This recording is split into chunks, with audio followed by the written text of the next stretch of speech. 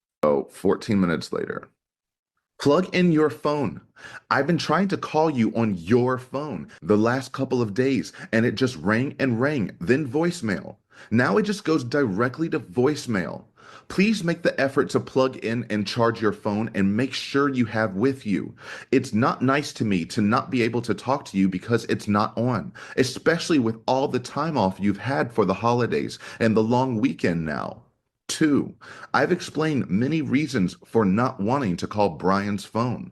Remember, if your decision is for me to not be a part of your life and keep trying to talk to you, just say. Just say.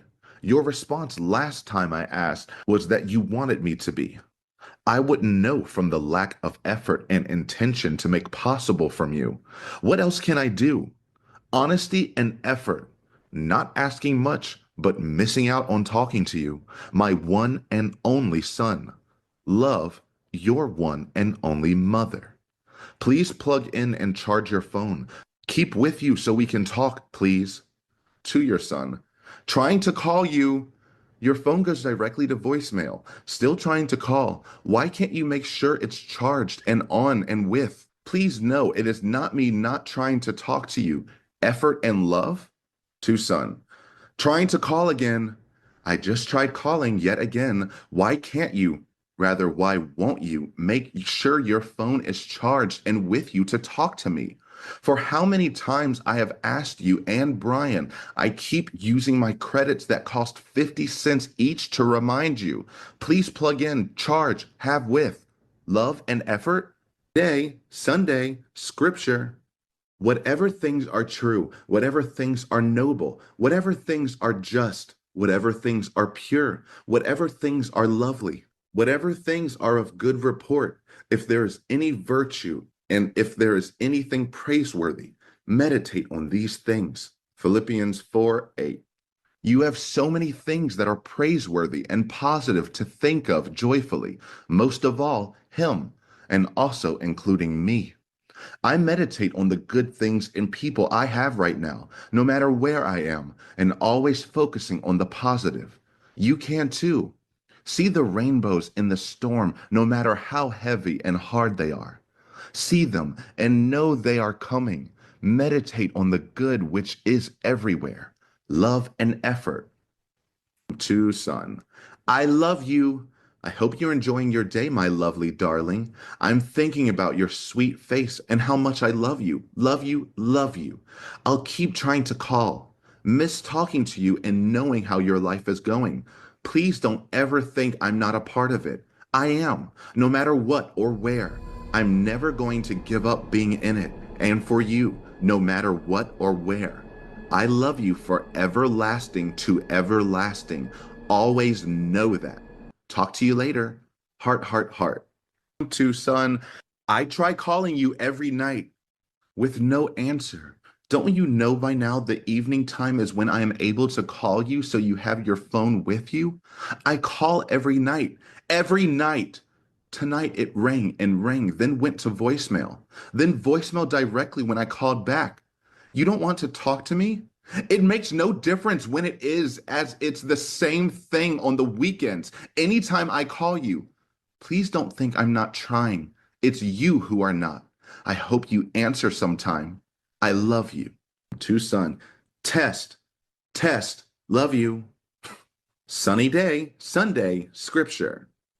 Quote, I've learned that people will forget what you said, people will forget what you did, but people will never forget how you made them feel. Maya Angelou.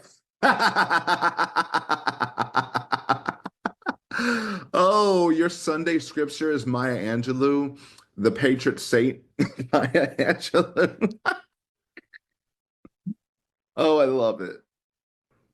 Make sure others remember how good you make them feel with all the softness, understanding, love, and positivity you can give to everyone, including me. I want to remember good things from you, which there is an overabundance of, now and future. Make a difference. Be the difference. Take the extra minute or extra effort to remember that I remember too how you make me feel, your mom, along with everyone you come in contact with. Remember, I love you. Thank you for your goodness. How many times are you going to try to guilt this boy into loving you? It's not going to work. Effort and love? Gretchen, stop trying to make Effort and love? happen. It's not going to happen. Who am I? Oh my gosh. And those messages came from just a couple of months. Handful of months. And she has been doing this same tactic to that boy for years. Well, over 4 years, for 5 years now. But for years, she has tried to guilt this boy into loving her the way she wants him to love her. And now that she's getting called out in open court, she wants to say, well, don't you know it's because you allow him to curse online or on the phone? And that...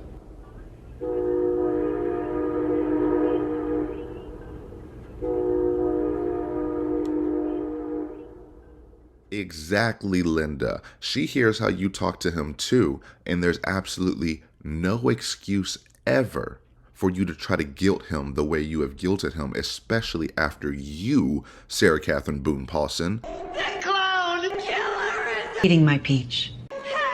my son. has murdered someone. You're asking a specific question. Ask your question.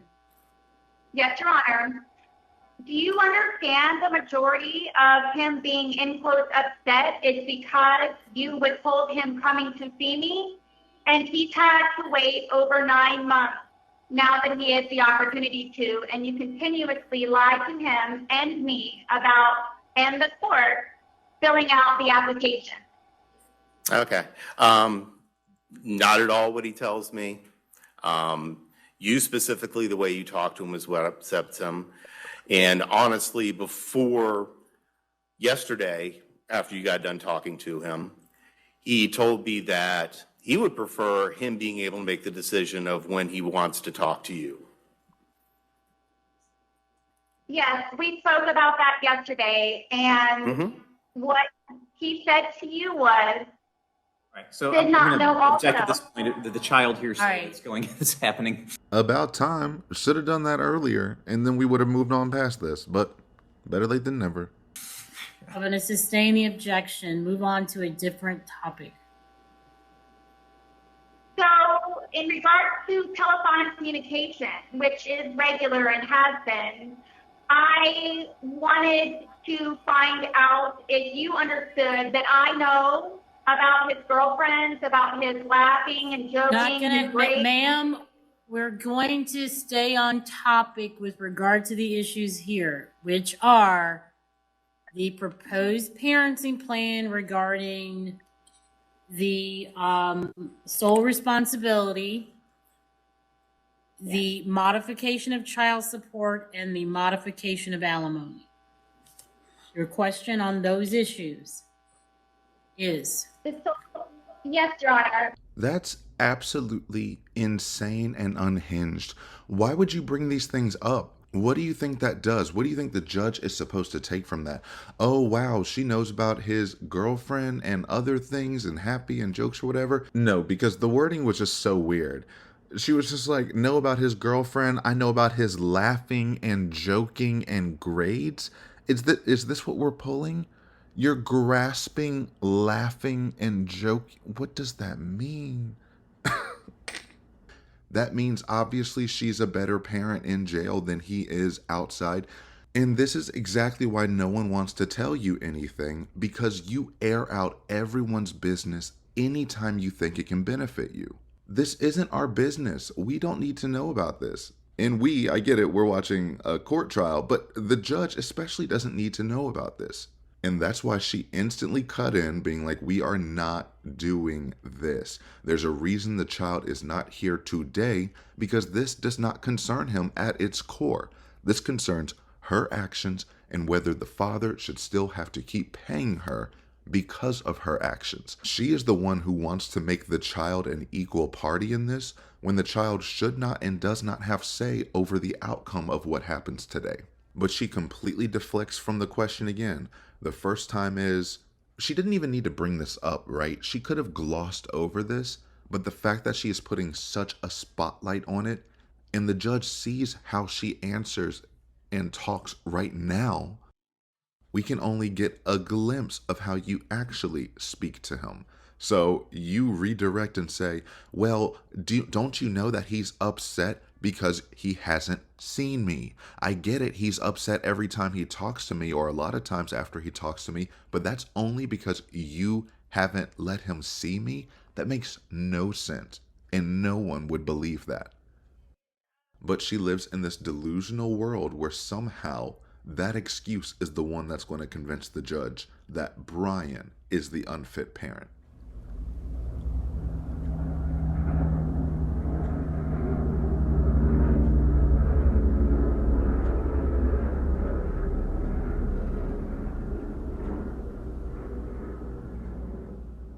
Paulina wanted to parachute in and said that she agrees. Just answer the question if you're going to bring it up. He says it's because of the way you talk to him and you try to redirect it twice now, and it's going to fall flat every time.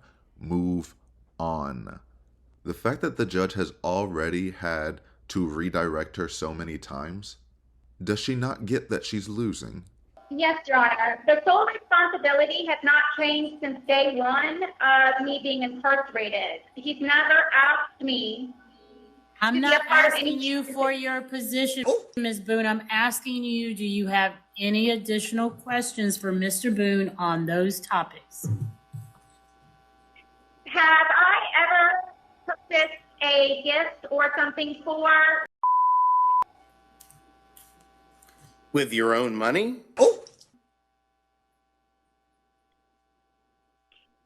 Have I purchased any items for our son?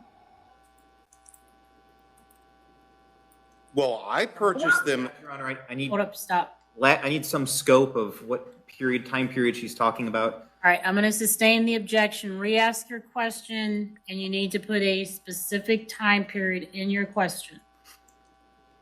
Within the last month, what have I purchased for our son?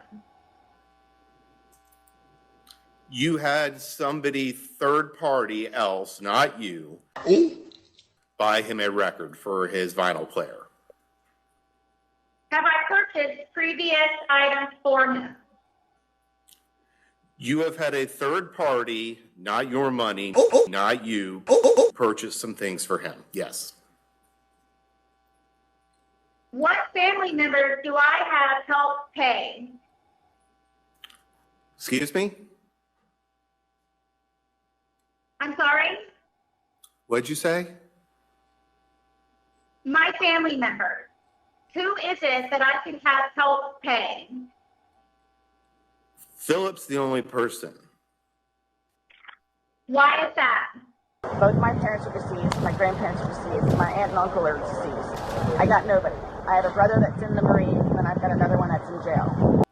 Because your other brother's not really capable of doing anything, and your mom and dad are dead, and you don't get along with any of your other relatives. Are my grandmother and grandfather deceased? Well, I mean, you're almost 50 years old. Most people, their grandparents are deceased at that point. All right, Ms. Boone, what's the relevance of these questions? There is none. There is absolutely no relevance to any of these questions.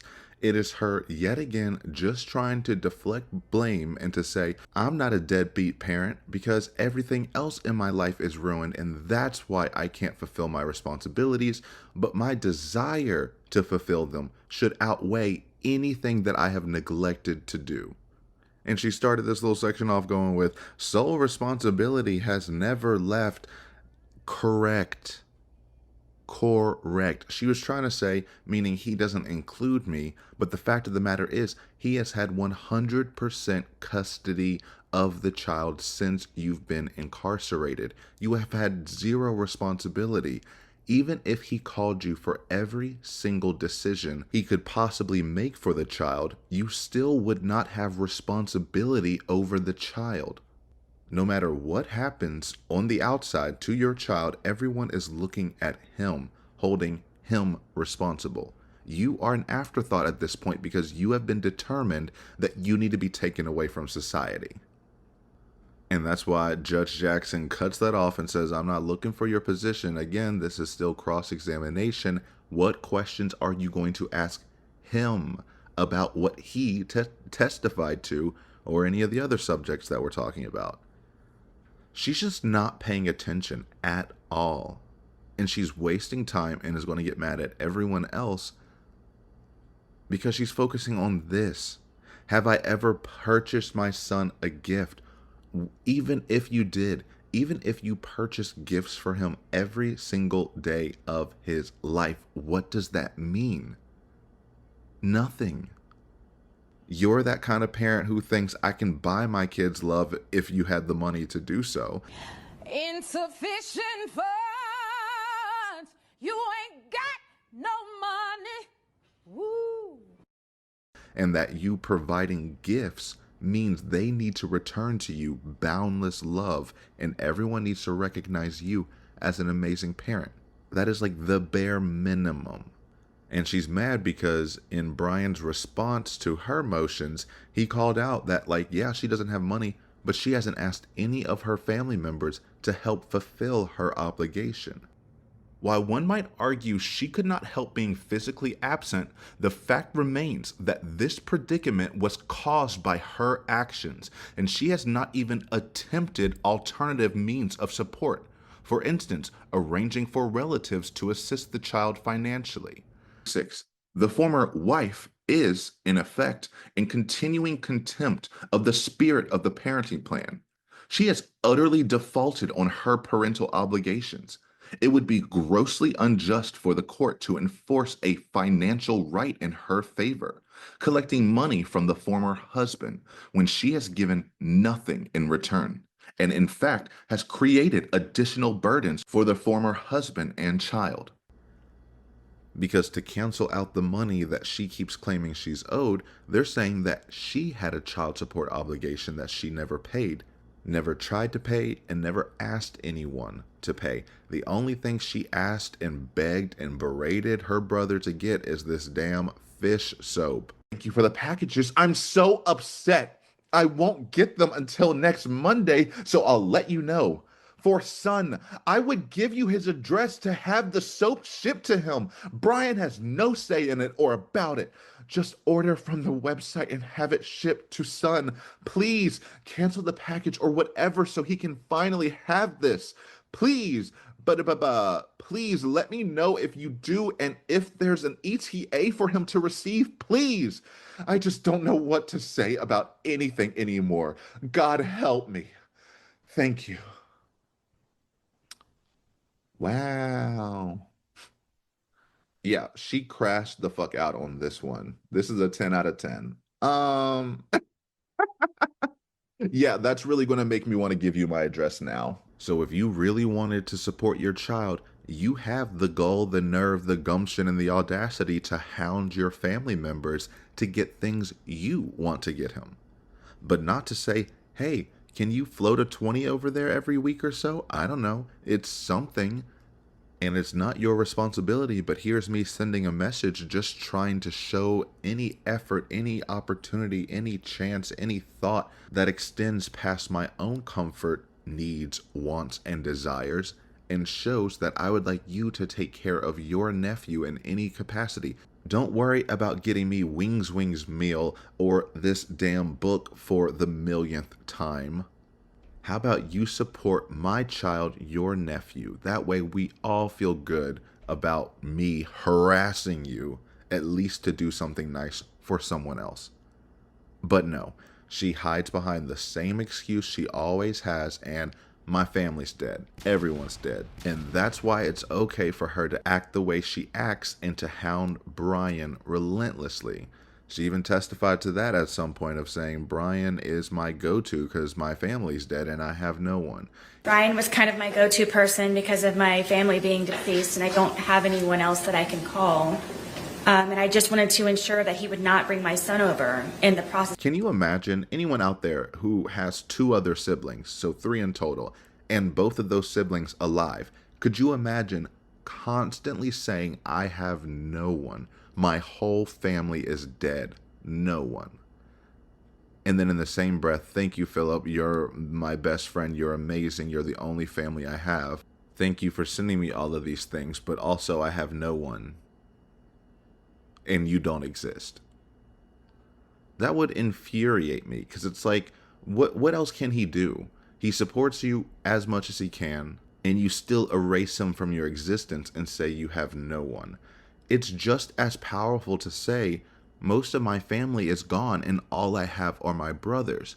They can't help me in the way that I need help consistently, but they're the only family members I have. Everyone else is gone. You can still get sympathy from that, but you erase your whole family, and then that's called out to be a lie almost instantly. So then we're like, okay, what is the truth? Why do we care? And I don't know if I've played the messages already because I've done this video's taken so long in chunks, but let's just look at the text messages that she sent her brother. This isn't all of them, but more of a condensed version, just to see what does she ask her family for. She says, I have no one except Philip, her younger brother, completely ignores her older brother. I understand why, but he's still alive, and you can't just ignore someone's existence. And just like Brian said, and you don't get along with everyone else. See, I knew it. I knew she had to have had more family than just her direct, intermediate, and slightly extended family. But Brian says they don't get along, and that tracks with everything else. She burns bridges left and right. Philip, the brother, introduce new character. Welcome to the stage, Philip Paulson. I am so sorry for what you're about to go through, but here we go. Hi. Yay, it finally worked. Unfortunately, it cost money to message, 50 cents. But you get, I think, 30,000 characters to write. Of course you do. And of course you found out it's 30,000 characters after sending 1,500 agains and agains and agains. And yes, what you are doing is and has been proven mental and emotional abuse. It's recorded again and again and again and again, again and again and again and again and again and again and again and again and again and again and again and again and oh my God. Whoa. Oh my. Oh, she's proud of it. She's proud of figuring out that there's 30,000 characters. Right now, I only have 39 cents. I wonder why. I wonder why you only have 39 cents. And I've been waiting for Brian to add more for 3 days now. Sorry for the COD, but I'm just happy and excited we're connected. The tablets are for toddlers and painfully basic, but at least it's another form of communication. Just know I love you. Talk to you later. Smile. Book ordered. Hi again. Have you had a moment yet, please, to check the status of the rule book? I've got all the paperwork ordered. Thank you, but need this to put everything into play properly. Hope you're smiling and having a good day. Brr loves. Bonds, one of the first responses we get. Book ordered. It got sent back again. I just ordered it to come here and then I will mail it. I got you coloring books, so that may have been the issue. I don't know. Hope all is well. Keep your head up. Love you. Nice and supportive. Book ordered. What the fuck? Cancel the order you placed to have shipped to your house. I can only receive orders directly from the distributor and with a receipt. What was the reason? Are you positive it's soft cover, which is the only type I can receive? What date was it returned so I can see if an officer can call the mailroom and find out? Are you positive a gift receipt was included? Do you have my address correct? Sarah Boone, 205623 FDC, but I can't do anything without this, as you know. Thank you for the coloring books, but I really need the most and first. Please, if anything, if you want and can, please add to my commissary account since I'm in the negative and can finally get some coffee Brian keeps telling me he ordered for ongoing 3 months instead of the coloring books, please, if you can. Again, the book is the prize and I am grateful no matter what. Your sweet gesture of coloring books is a blessing. No, I am beyond grateful and I love you for your support and kindness. Let me know what you think and confirm that you have received this message so you know everything and I know what to plan on. Thank you always, Philip. Hi again. Doing okay?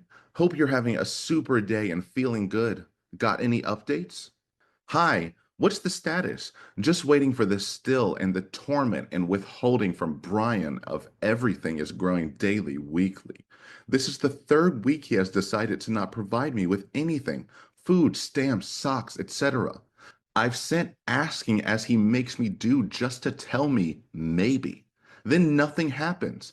I haven't even had a video visit with him to open Christmas presents Brian keeps telling me he ordered. I need to get him in court. I can't take much more of this. Truly. Thank you, Philip. I love you lots.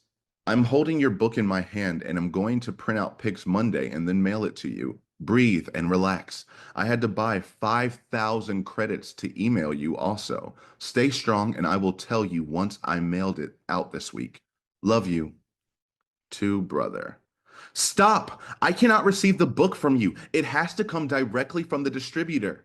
I sent you 2 messages telling you to cancel the order and place again to come from Amazon or wherever you're ordering.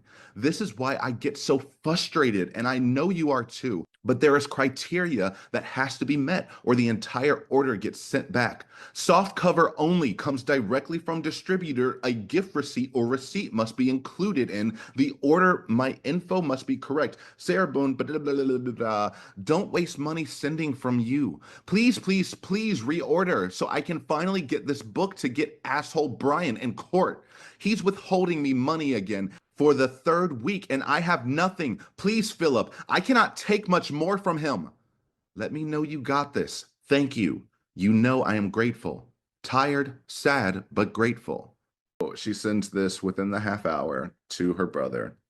And thank you for the pictures you're sending. Very excited to receive. The other girls too who have been asking. Thank you also for the credits. You have to transfer them to me from your account. I love you. Thank you. This isn't forever. Court sentences you to life in the Department of Corrections. Let me know about the book. My number is da da da da da da da. I forgot to add a 0 in my other message. Did you really put $50 on the tablet for messages? I could use that for my commissary. Brian is refusing ongoing a month now, and I need stamps. He won't give me because he knows the paperwork is about him to the judge. He's told me 4 months he's ordered effing coffee. He just called me a murderer. We, the jury, find the defendant guilty of murder in the 2nd degree. On the phone this morning after messaging him, trying to get him to add funds. He keeps telling me he did or is. Just transfer some from the credits if you can do anything at all. I'm in the negative $49.25 anyway, so I'm probably too far gone at this point. Sad, tired, WTF'd. Let me know what's going on. One day I will have good news to tell you. WTF. See, it's never good enough, Philip. It's never good enough. To your brother. Hi, what's happening? What's going on? Hope you're having a nice weekend and have lots to look forward to this week. Got any updates about this spectacular book? I haven't heard from you, so I don't know unless I ask. Going on a whole month with nothing from Brian except lies and bitterness and a hard time. Every time. Nothing. Can't do it much longer. Do you know how to transfer your credits you said you purchased? They're still not showing up. Smile. I am because of you. Thank you forever. Love you. To brother. Mail and letter. Hi again.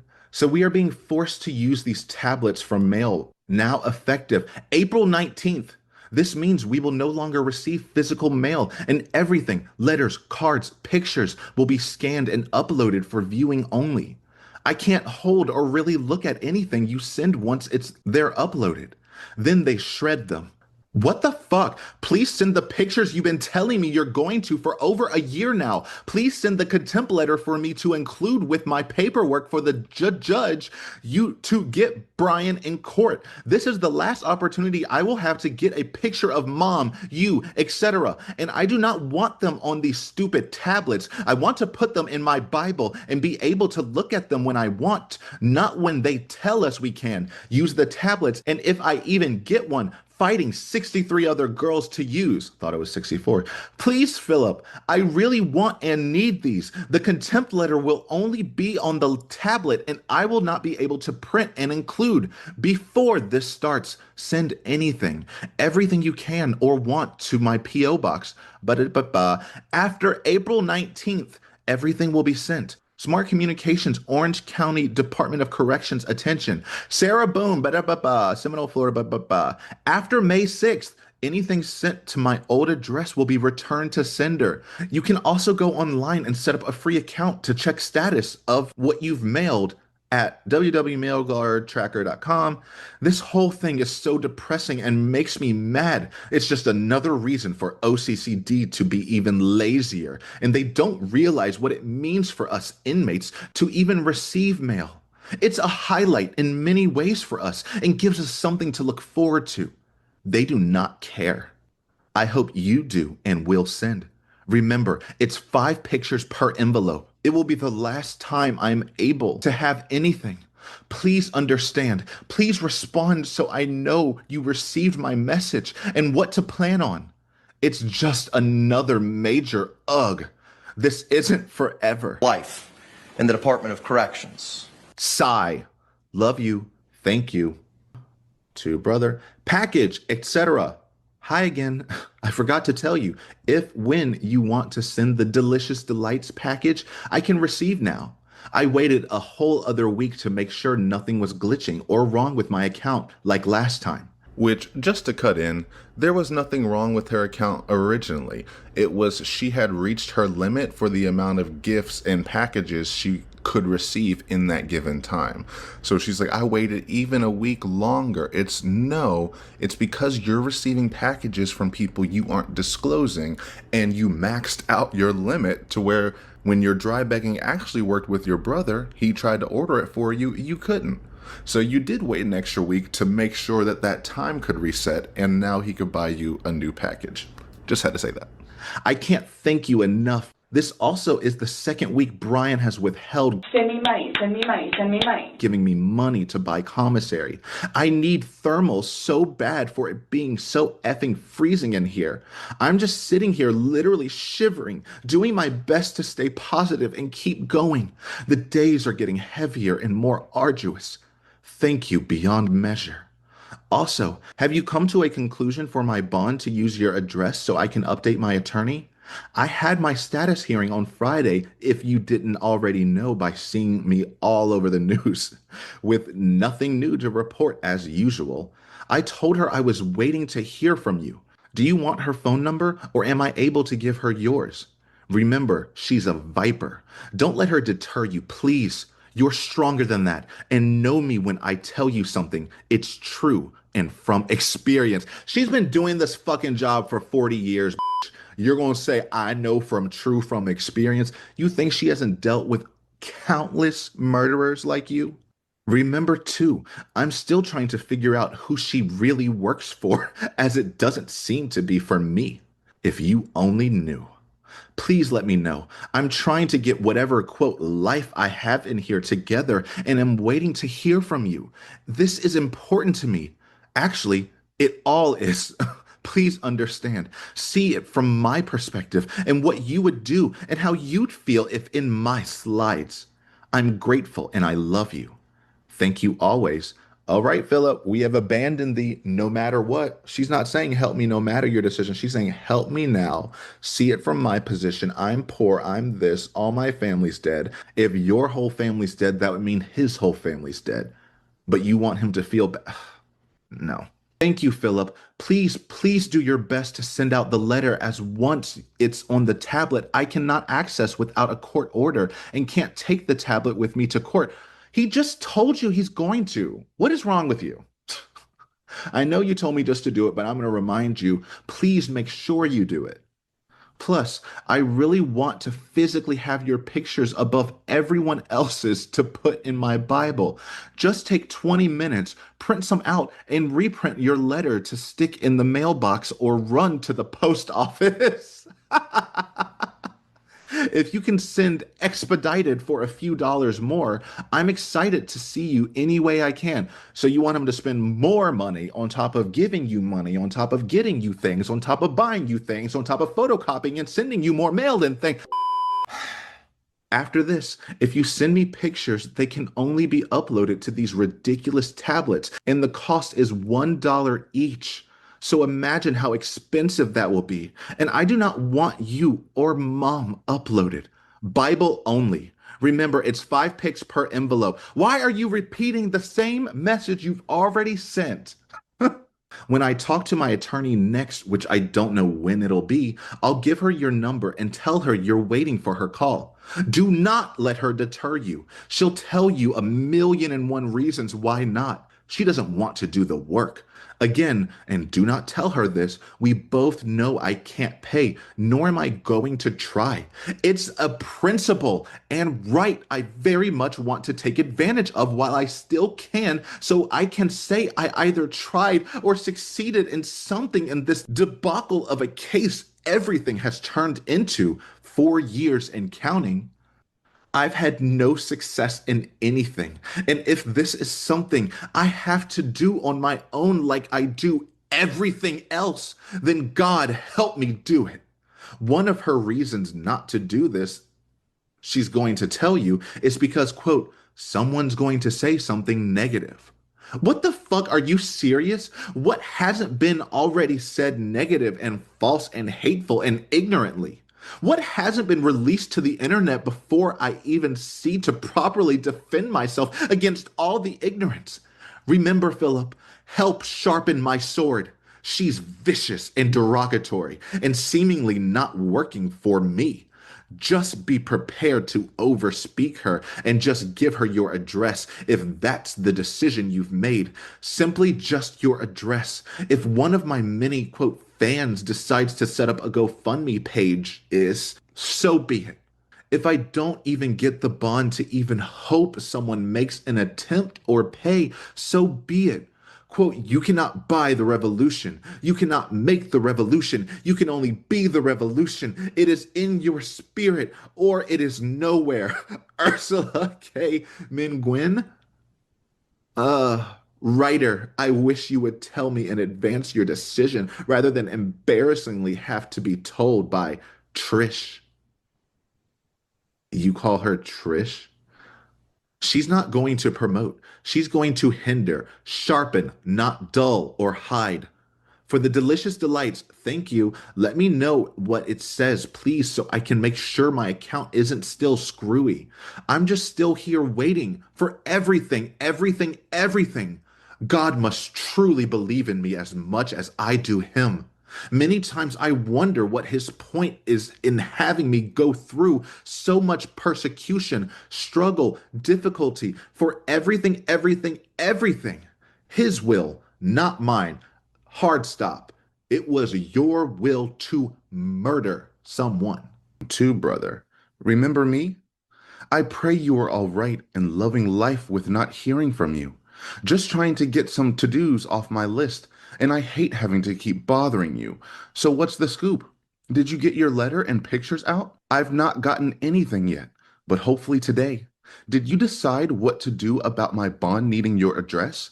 I have not spoken to my attorney, and am waiting so I can give her your number.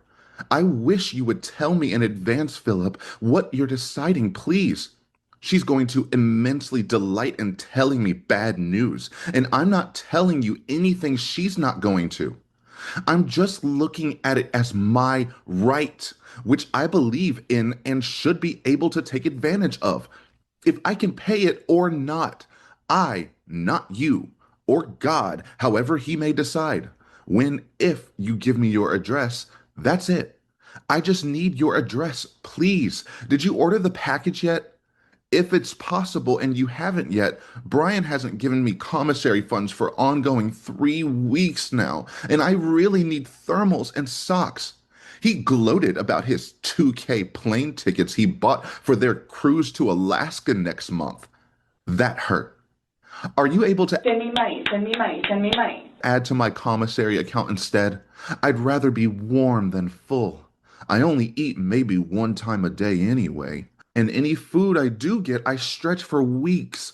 Coffee is a different story and is what keeps me going, working on everything. Motivation in a cup. I'll figure that out later. Just let me know what's going on when you can. You don't answer your phone, so I'm hoping to double my chances of finding out what I need to sooner than later. Love you in the meantime and always. This isn't forever. Ms. Boone, court sentences you to life in the Department of Corrections. Thank you, no matter.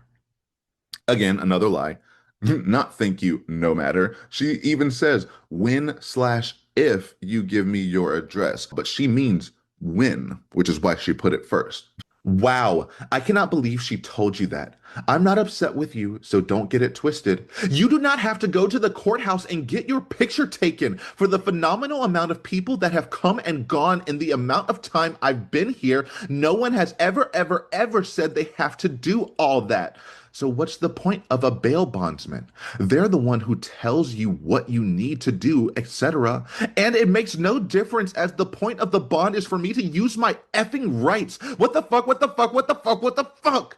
And her telling you about the news crews? Really? How would they even know about anything to be there? And her telling you to encourage me to take a plea deal? Who the fuck is this woman? She's never said anything to me about any of this, but does you and threatens me through you with life in prison if I don't take whatever it is they're supposedly working on together and not with me. OMG, for every person I've known in here to have her as their attorney has either fired her or gone against what she tells them because she lies about everything, which I told you about already. Perfect example. My friend who was in here with me for 4.2 years and had her for her attorney hated her. The attorney kept trying to get her to sign for 10 years probation and going to program for 2 years. My friend said no over and over and kept holding out. She went home 2 weeks ago with all her charges dropped. This bitch kept threatening her with prison time too. And you see what happened? Please, God, tell me she hasn't brainwashed you. Please, God, you don't know anything about anything, only what she and all the other lying piece of shit lawyers tell you. I don't know what to say except I rebuke you, Satan. Not you. Another defeat and more lies. Thank you for the packages. I'm so upset. I won't get them until next Monday, so I'll let you know. For son, I would give you his address to have the soap shipped to him. Brian has no say in it or about it. Just order from the website and have it shipped to son. Please cancel the package or whatever so he can finally have this. Please let me know if you do and if there's an ETA for him to receive, please. I just don't know what to say about anything anymore. God help me. Thank you. Wow.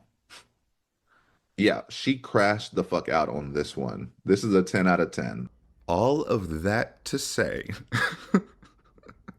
she has no issue asking her brother to do things she wants him to do, regardless of how shameful it is, or regardless of how selfish it is. So the fact that she did not ask him to help her support her child was a choice. Because they're trying to make me seem that myself and no one in my family is contributing to my son. And it's difficult when my family is deceased and my younger brother is in the military on his 9th deployment in Israel. So all right, ask your next question. Ask your next question.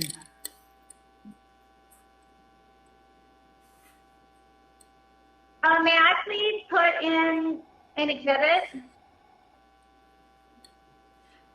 Any objection to her putting it? I haven't. I'd like to see it and what she's specifically talking about. Right. Which exhibit, Ms. Boone? The exhibit, please, is number 37 on my exhibit list per the uniform order, the GPL communication current pricing. All right, give us a minute. May I approach I'm sorry, number 36. Just a minute. I have no objection. All right, Ms. Boone, counsel has no objection to your exhibit, so I'm going to receive what was pre-marked as number 36 as respondent's exhibit number 1. Yes, Your Honor, that is to show, please, that it's 13 cents per minute for me to speak to my son on the phone.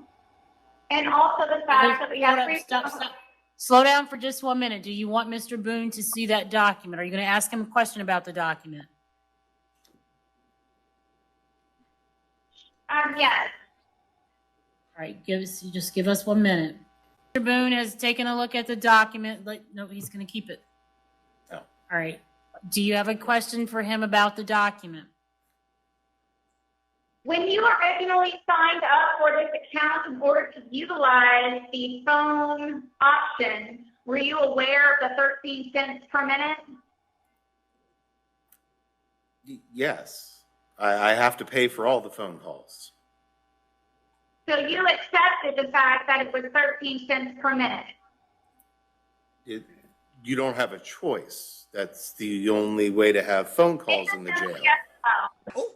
For most of my questions, it's just a simple yes or no. Oh, okay. Take it easy, Miss Thing. You have never given a simple yes or no to any question, so I don't want to hear it. Oh, she's trying to play lawyer now. She's spicy. But this questioning is stupid. What does this have to do with anything? Hi, let me enter into evidence this exhibit that says the calls cost 13 cents a minute. Okay, that's 13 cents a minute you aren't paying. And while that doesn't seem like a lot to you, with the amount of phone calls that you hit them with, that you berate them with, this is going to be a lot of money no matter how many calls you have. So you're going to be like, oh, this doesn't cost this much, this doesn't cost that much. But it piles up with how relentless you are in the communication expectation that you have for everyone. When even the judge is telling you that you have unrealistic expectations of communication with your lawyer, I have concerns that your expectations of what any court-appointed counsel might do as far as spending time with you and the depth and degree of communication may be unrealistic expectations. You can only imagine the unrealistic expectations she has with everyone else. Well, actually, we don't have to imagine. We know exactly what she does. We know she calls them 3 times, 4 times. Still trying to speak to my son. I am floored. You nor he answered the phone after calling 3 times on each. Let me guess, you're watching a movie. I've told you in the past what it is for me to get a phone call. Nonetheless, 3. Wow. 7, 8, 9, 10, 11 times in a row. 2, son. I tried calling 9 times today, 8 yesterday.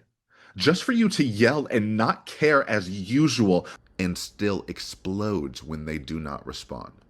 That is like nightmare fuel type stuff. They wouldn't even do that in Scream. I don't think they called the murder victims 11 times. You would not in any world or reality imaginable let him not accept that 13 cents a minute. You would throw a fit if he said it is too expensive because it is 13 cents a minute. You would have lost your damn mind. You already have, given what we have just witnessed and what we will continue to witness.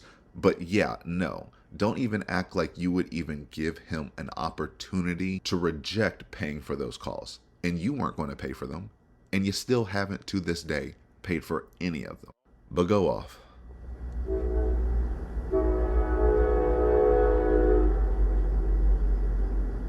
Yes, ma'am. Linda said, not too much now. You're doing a little too much. For most of my questions, it's just a simple yes or no. All right, ma'am, what's the point of this questioning? Because he's making it seem that it's a very expensive phone call for me to speak to my son, and it's just 13 cents a minute, and we don't utilize the full 30 minutes each time. So by him setting up this phone account for the 13 cents per minute, and 3 phone calls. Right. The court has taken notes that it costs 13 cents a minute. That you were in the shower. While you were in the shower. Because you were in the shower? Where you got in the shower? I believe the witness has made it clear that she was in the shower.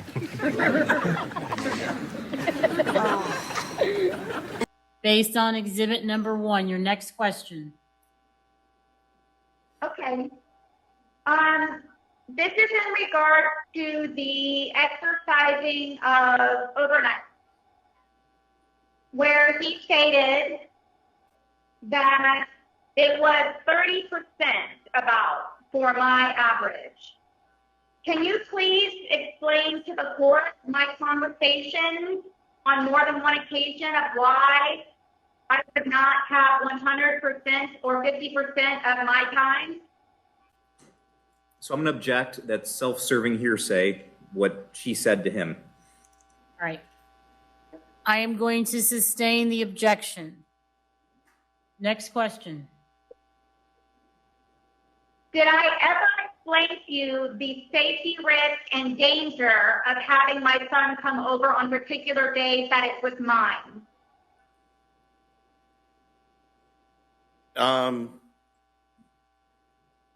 Not really.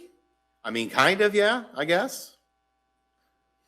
I don't know, most of the time when you had me come over there and pick him up and was supposed to stay over at like 10, 11 o'clock at night, there was nothing going wrong. It was just the two of you drinking and having fun, and I guess didn't want him there anymore.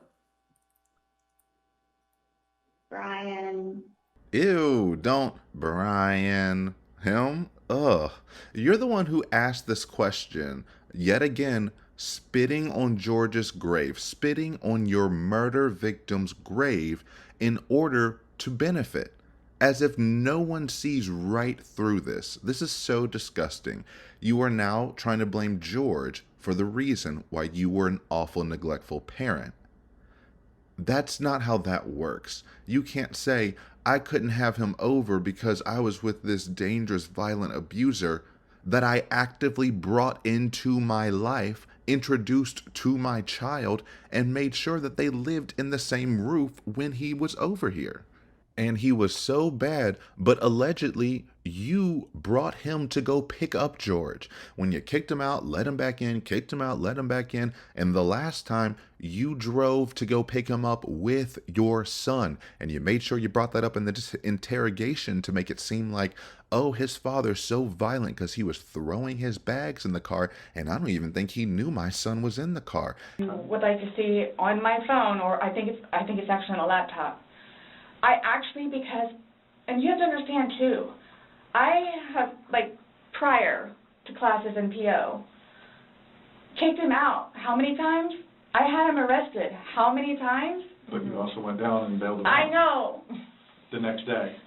I know. What's on your laptop? What was I going to tell you? Oh, previously, I actually looked up how to file a restraining order. Okay. Because I would take him out, his parents, because of them constantly having to take him back in, his bags of clothes, all his stuff. The last time, the father came out and irate and just not even, I don't even know if he knew he was in the car, just opened the back of my car and just started throwing all his crap in, just throwing it, like the car would jostle, he was throwing all his stuff. At that point, because I continually did it, not continually, I think I maybe did it 3 times, and he has nowhere else to go, they got fed up and said, nope, either you're staying there or you're staying here. But if you're staying here at their place, it's permanent. You're not going back over there anymore. So what happens is, he pursues me. Want to do the dartboard with me? Come. I know you won't answer, Mo. Tell him to come finish the dartboard with me, please. I miss him.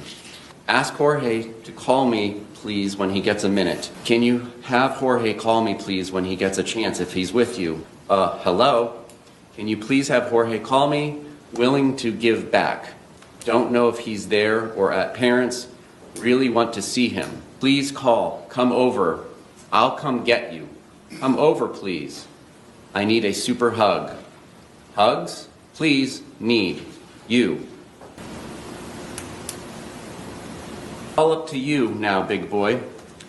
Look what you made me do. Or maybe your mom will for you. Response, wow, that's really childish. Owner to Mom Jorge, but effective. I'm going out at 8. Get dressed. I've given you since noon. Peace out, Boy Scout. So what happens is he pursues me. If it were so dangerous for him to be over to where you can only have 30%, why did you take your son with you? Also, the fact that she's not contesting this at all is wild. Out of all the things to lie about, this is the one. You need to say, no, I did have my 50%. I may not have been able to do it here and there, whatever, but I could have. But no, she says, yup, I was neglectful. Yup, I did break all the rules. I didn't have him before even barely 30%.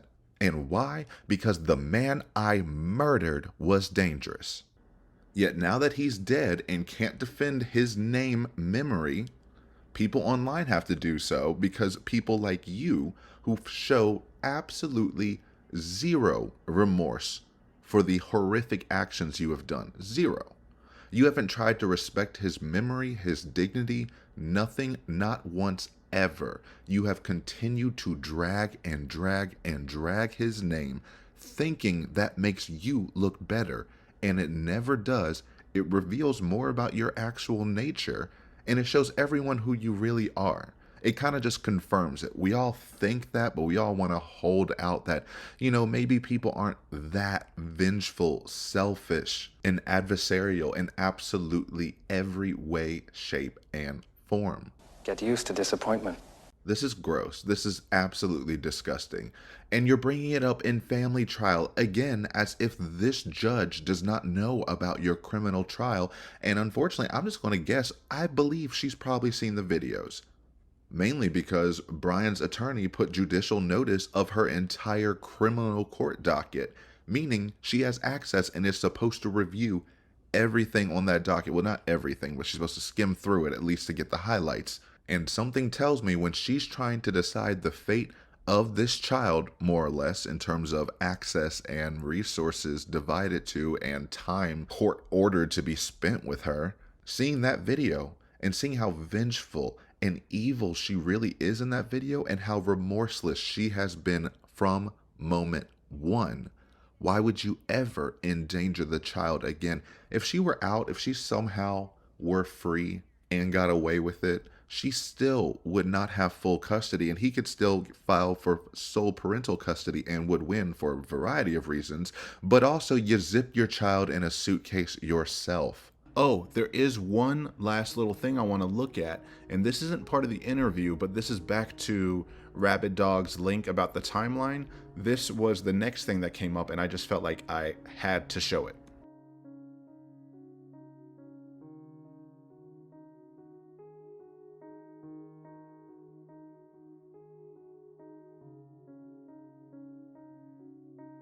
That was investigated 4 years ago, and both our investigators and Department of Children and Families realized it was consensual. The kid wanted to get in there. The kid wanted the picture of being in the suitcase. So 4 years prior to any of this happening, which means probably right before she started cheating with George, or cheating on Brian with George, she zipped her son in a suitcase. That's kind of relevant to how you would treat him on the outside. You make horrible decisions, just like Brian says. You do not make good decisions. You have had a track record of making the worst decisions in any possible situation ever, which is why you have a life sentence to life in the Department of Corrections, when you could have had 10 years. Do you understand that if we were to proceed to trial in this matter, and if you were found guilty, the lowest permissible sentence that the court could levy in this case would be 22.5 years in the Department of Corrections? Do you understand that? Do you understand the state's offer to resolve this case? Okay. And her telling you to encourage me to take a plea deal? Who the fuck is this woman? She's never said anything to me about any of this, but does you and threatens me through you with life in prison if I don't take whatever it is they're supposedly working on together and not with me. OMG.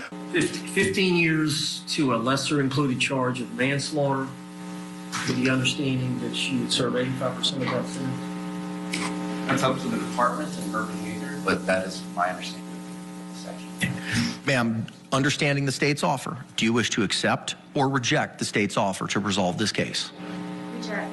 Reject. for an unspeakable crime that will truly be your legacy due to the uniqueness and the reactions afterwards. And things like this is going to be the reason why his death will never leave you. You said George haunts you in that thing. This is why he haunts you, because you continue to shit on his name. There is no proof or evidence that he was ever a danger to that child. And by all accounts, everyone says both of y'all were trying to be on your best behavior when the son was around. They actually used to do a whole lot of arts and crafts inside of the townhome. And they did a lot of it with her son. Kind of. There wasn't a perfect relationship, but they tried, I guess, in their own way.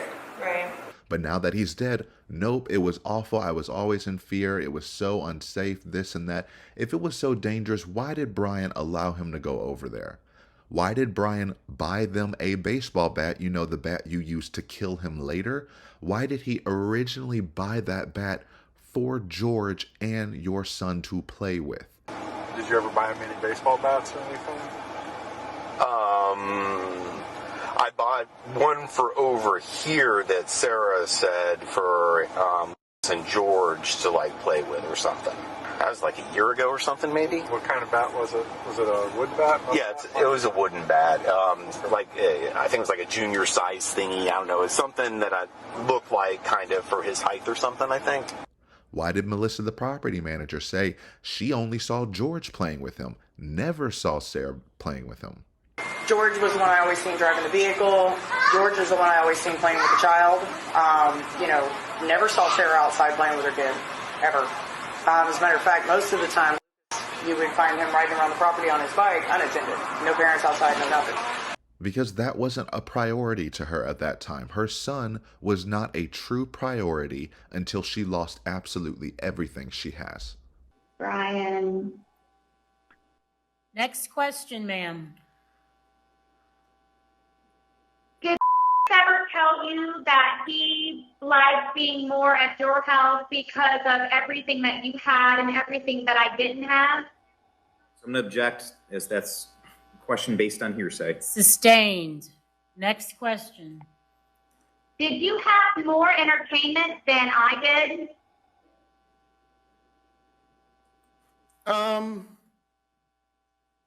did? Really, in all honesty, no. I mean, you had a computer, I had a computer, you have a TV, I have a TV. You've got open spaces to play in, I had open spaces to play in. You had a pool, I had a pool. I mean, yes, my house was a bit bigger than your apartment, but I mean, it's kind of the same things. This questioning is so irrelevant. I don't know why the lawyer hasn't objected relevance, because this has nothing to do with anything. She's trying to argue I didn't have my son because he liked going over, staying at his actual home because you had more things that I didn't, and I'm poor and I don't have a family, and that's why he didn't want to stay over. Even though I just said he didn't want to stay over because he couldn't stay over because I had my violent abuser around me 24/7. My son can't come over here because he's here. He doesn't live here. He doesn't live here. Then why? Okay. He did previously. But since all of this has happened and I continue... I'm surprised my ex-husband even brought the key over. I think he wants to do the same thing where it's just get him out. I want to see my son. It's not fair. Please call. Come over. I'll come get you. Come over, please. I need a super hug. Hugs? Please, need. You. But on top of that, Brian had more entertainment, and that's why he would want to be over there, which is irrelevant. Time sharing isn't about the child's preference, unfortunately. If you were supposed to have him, you were supposed to have him. Brian says you didn't do that. It's her day to pick up the kid, but Okay. it doesn't always happen. It's 1 or 2 days a week, maybe she gets him. Out of the 5? Yeah, Okay. yeah. And so that's why he was already planning with his former lawyer to change this in the first place. We're supposed to, she's Monday, Tuesday, I'm Wednesday, Thursday, and then we alternate Friday through Sunday is how it's supposed to. I was actually, my lawyer back a couple weeks ago, because I was looking to get it changed because she can never stick to it. There's always some reason why. So it's general that I start calling her around to find out if she's actually going to get him, even though yesterday she told me she would. So again, I don't know why she's so confused by all of this when this was always going to happen due to her awful parenting. Do you understand what my criminal case was about? Oh, yeah.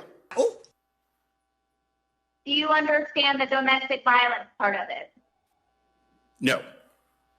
Well, yes, just not from the side you think. Did you watch my trial? Yes. Did you see the pictures? And I saw all the videos. Yeah, double homicide. No, she's sorry. In regards to the children's rights, Yup, that is exactly right. He gagged you there. Oh, he got you good there. Did you see my trial? Did you know the domestic violence? Girl, it was a murder trial for a murder you filmed yourself committing. Why would you keep bringing this up? Oh, wow. That was beautiful. Did you see the pictures? You mean that fake ass drawn on black eye that we talked about before? No. Does she have a black eye? We saw that black eye at trial and we have questions. A lot of people are saying it looks like she used Sharpie on it, and you're not wrong. It does. And the issue for me is it's because it's a harsh line. Bruises dissipate into the skin because the bruise is actually under the skin and not on top of it, like a harsh Sharpie line would be. There's not swelling in the areas there should be swelling. Her eye in the black eye should be redder, or if it's black, that means there's a lot of ruptured and bruised blood vessels. There would be swelling attached to it. You would not be able to open your right eye the same way you could open your left eye. That is not. And in the picture, you can see both of her eyes are open at the exact same point and the exact same clearness. If your eye has that much strain, that swollen, that damaged, odds are it's going to look more red than pure white, or just as white as the other eye. The picture she showed in trial, it looked like it had either been amped up or just completely drawn on in general, because it was pitch black as well on her very, very fair skin. Wow, that just looks so horrible for you. And I saw the videos. Crickets. Couldn't say a damn thing. Moving on. Wow, I would have loved to see her face in that moment. Face crack of the century. She had nothing she could say for it. Because it's not even just the video of the person that she murdered. It's the video of her berating the person that she murdered. Never ending. And just the fact that she told the interrogation and everyone, all the police officers, everyone involved, go look on my phone. Look at my phone. Look at the pictures. Can I show you all the other pictures that I have that I have documented? He's going to jail for this, so the rest of that can't really do anything about. But if anything else shows up, you can go take that paper down to headquarters. It's not going to do anything else because you're taking him down. Put him under the jail. He's going. Under the jail. I don't know if you all have looked through my phone yet and seen any of the pictures and the videos that I have taken. So you all will see in my pictures. So when you all see my phone, you can see that too on the pictures. In general. Yeah, you're documenting at one point. But I don't know if you would like to see on my phone. That's on my cell phone too, so you can see it. Mm-hmm. Sarah, can I borrow your phone? Yeah, it's right there on the kitchen counter. So, am I getting my phone back? No. What does that mean? See, and that backfires on me now too. Backfires on me. It's so ingrained in her, she's doing it right now. But she forgot that the last time she did it, they found the video of her committing the murder. Now, she forgot that me bringing up the pictures means he can bring up the videos. Ooh, he got you there. in regards to the children's rights, I would like to ask, please, number 6, where it says not to hear parents speak ill of each other, nor to hear about the difficulties of the other parent. Have you ever called me murderer? No. In front of our son? No. Have you ever called me killer in front of our son? No. You do realize you are under oath. Yes, there is a difference between calling me a murderer and saying you're being tried for murdering someone. Those are not the same thing. Have you ever called me a murderer in front of our son? Asked and answered. Move on. Next question.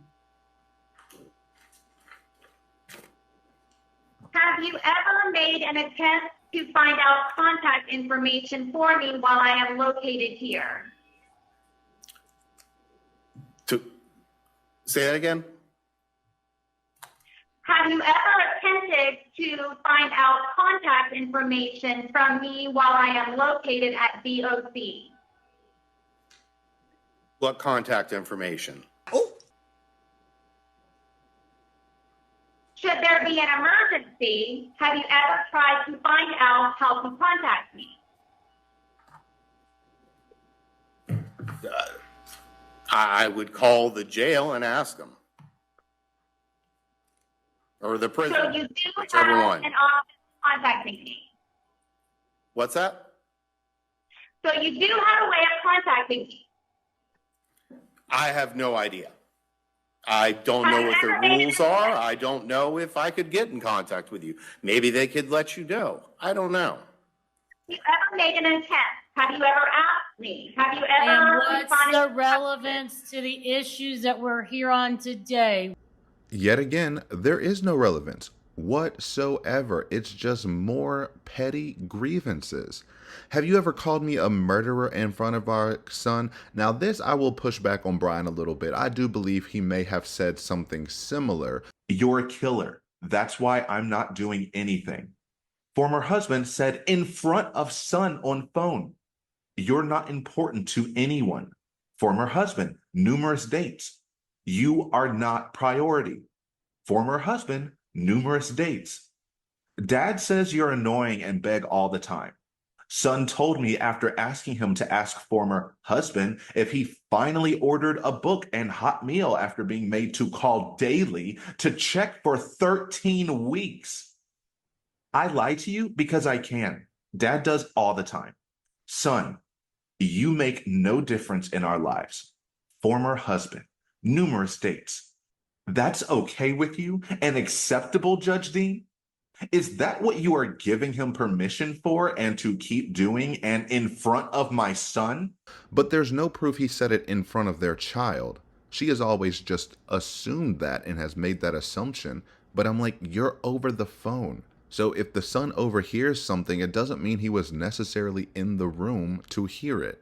But you assume because Brian will call you a murderer or say that you are on trial for murder in your face, that obviously he's doing it in front of the son, or else the son wouldn't know anything. How on earth would the son know that one of the most notorious murderers in all of Florida was actually a murderer?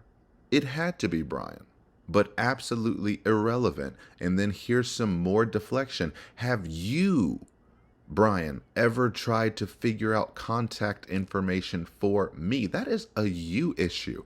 If you have new contact information because you have gone to prison from going to jail. Hey, Diva, listen, you're going to jail. There's no other way to put it. Yeah. Have a good night, though. You're not going to jail. You're going to prison.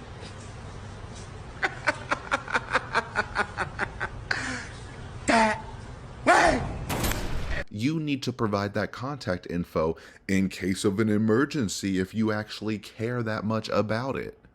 Wow, that's wild. In what universe is that going to fly?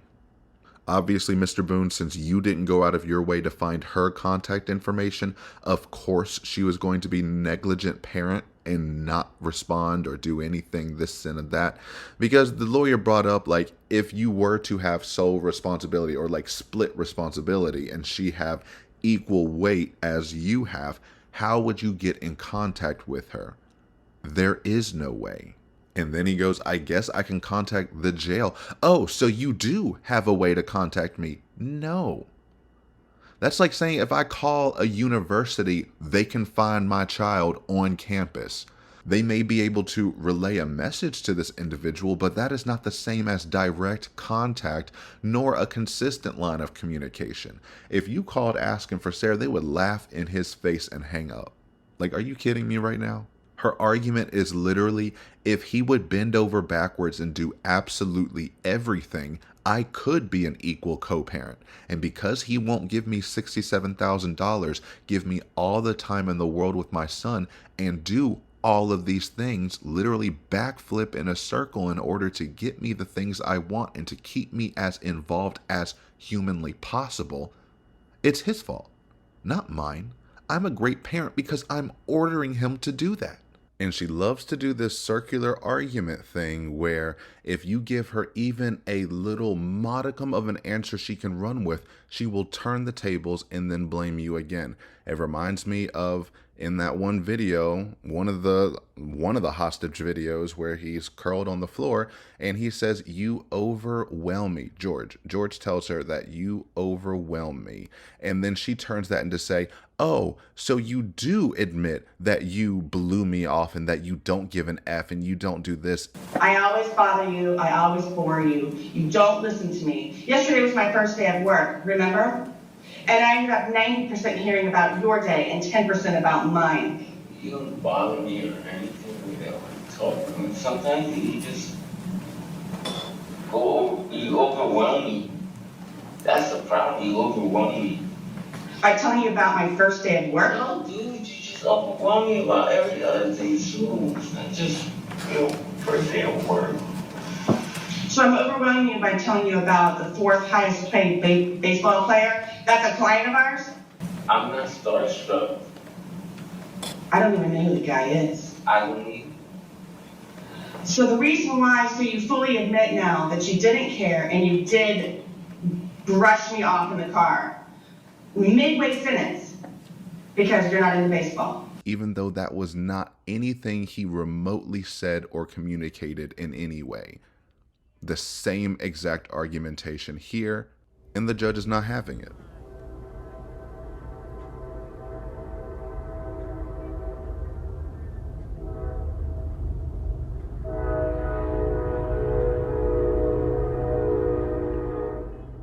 And Linda is not having it either. Thank you. You reminded me of this. Talking about the child's not supposed to hear the other parent and them talk poorly about the other parent's situation.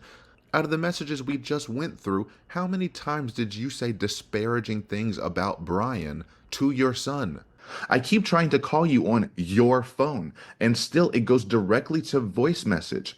I really do not want to call Brian, as I have said in the past many times. I was hoping you would actually listen and care and make an effort just simply to have your phone on and charged so I can talk to you. I tried calling 9 times today, 8 yesterday, just for you to yell and not care as usual while typing on your computer. Blank, stupid, uncaring response your father gives me, then hangs up on. Thanks for the Valentine's Day, blank. Have decided to make them for me after telling me you'd think about it, blank year with you lying to me with your adult father that you made me a blank, then mailed to me. If I wasn't incarcerated, would you treat me the same blank? Temporary, right? To life in the Department of Corrections. The difference with that is that I will always care. Blank way you treat me, your mother nonetheless. Do not ever blank. That is doing I don't get it. She always brings up these things and says Brian's going against them or doing something unlawful when she is also breaking those same rules she brings up. But the fact that she's in jail, that means it's not her fault. The fact that she chose to be with George means it wasn't her fault. The fact that she chose to be jobless means her having no money now is not her fault. It never ends. Have you ever And what's the relevance to the issues that we're here on today, which is the relocation proposed parenting plan and the request to modify either child support's not an issue, but to modify alimony. This is where I'm unclear, Your Honor. I'm not sure what exactly I'm supposed to be doing. Is this in regard to the parenting plan for the relocation? I've explained to you more than one time the issues that the court is considering today. You need to be asking questions regarding those issues. I will say them one final time.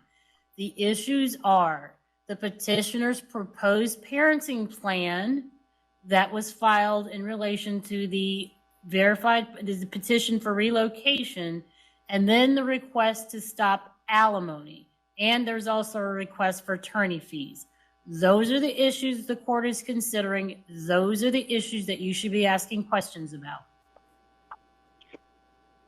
I had no idea that the relocation parenting plan was even an issue, considering the fact it's been agreed upon. I'm not sure why you have no idea when I've said it. I think this is the 5th time. Yeah, double homicide, homicide. Bitch. No, I'm sorry. 5th time that I've said it.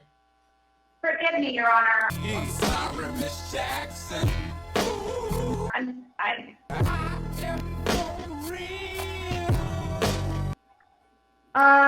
For page 2 of the relocation with the parenting plan, it says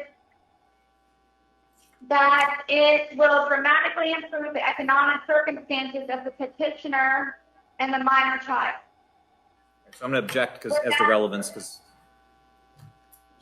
I'll let her finish her question. I'm sorry. Finish your question. I'm sorry. It's part of Sorry, Ms. Boone. Go ahead. How has it improved your economic circumstances considering the fact that you are unemployed? So now I'm going to object, Your Honor, as the relocation was already stipulated to, so now irrelevant. Irrelevance. All right, I'm going to sustain the objection. Again, ask questions regarding the issues that I just gave you. We've already stipulated, you've already agreed to the relocation to. Okay, so the only issue with regard to relocation is the proposed parenting plan. And that is what she is not getting. First of all, she's not getting, this is cross-examination. You are only supposed to be asking Brian questions about what he just testified to, as well as the judge wants to skip you from calling him during your case in chief. Ask him any questions that you would ask him later on, as long as they deal with the issues at hand. And the proposed parenting plan in regards to the relocation is what's throwing her off. She keeps hearing in her mind, relocation, relocation, relocation. And we've already agreed he should be relocated. But they are talking about the petitioner's proposed parenting plan that was proposed with the relocation. You have finally agreed with the relocation. Great. They are only talking about the parenting plan that was attached to it. But every time they say relocation, her eyes go red and she just can't get past, we already agreed on it. No, we didn't. He tried to get you to agree on it, to say, wow, this is unexpected. You are agreeing with the relocation. Well, do you agree with the parenting plan attached?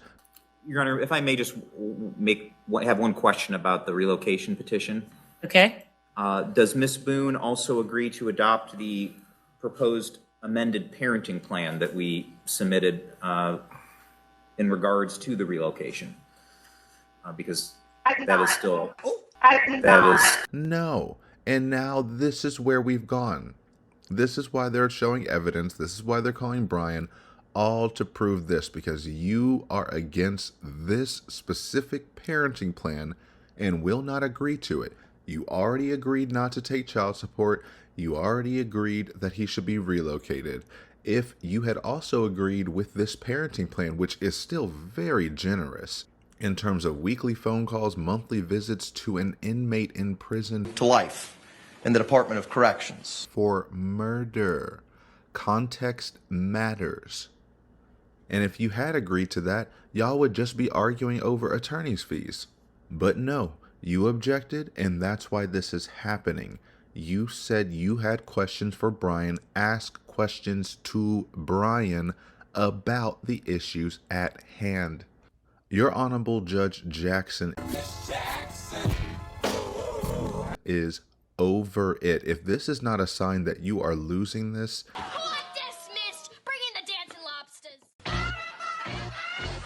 and that you need to lock in and get it together, then I don't know what will get her to change. It won't, but it is very entertaining to watch her flounder or listen to her.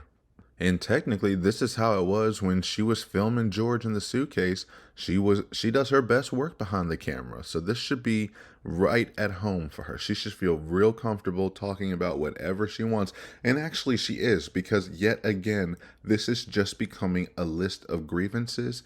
She had all these questions that he had been avoiding. I ask as many times as needed to finally get an answer. If not this way, which would be more simplistic and less time consuming than in court, where you can answer everything when the judge asks you or orders you to answer? Don't you think? The reason for a very needed court date is simply over you not cooperating. You understand that, right? Now she's in court and she can force him to respond. She's losing the plot. Has completely forgotten why they are there, and now in her mind she thinks that this final family trial is the time where she is allowed to grill Brian over why he hasn't been nicer to her and done more for her, when she is there to argue why she deserves to still get paid $1,000 a month and to have unlimited time with her son, despite the change in circumstances that she caused in everyone's life after she took someone else's life. And instead of arguing or providing even any kind of explanation as to why you still deserve these things, it's pointing the fingers, asking for punishment, yell, yell, yell, and every time they try to recenter you, you are lost. She truly never learns. And even now, how many times has the judge explained this? She still is not putting it together. Truly, they need to just say the petitioner's parenting plan and stop saying the word relocation altogether, but they can't because that's not how that works. But that's what's throwing her off. So the overall plan starts off with every other weekend from Friday evening until Sunday evening between the respondent and the minor child. How is any of this even applicable considering the fact I'm at DOC? I think that's the whole point of this, ma'am. Bon appetit. Damn. Can they hold a sign bigger that says, "Do you get it now?" Bring in the dancing lobsters.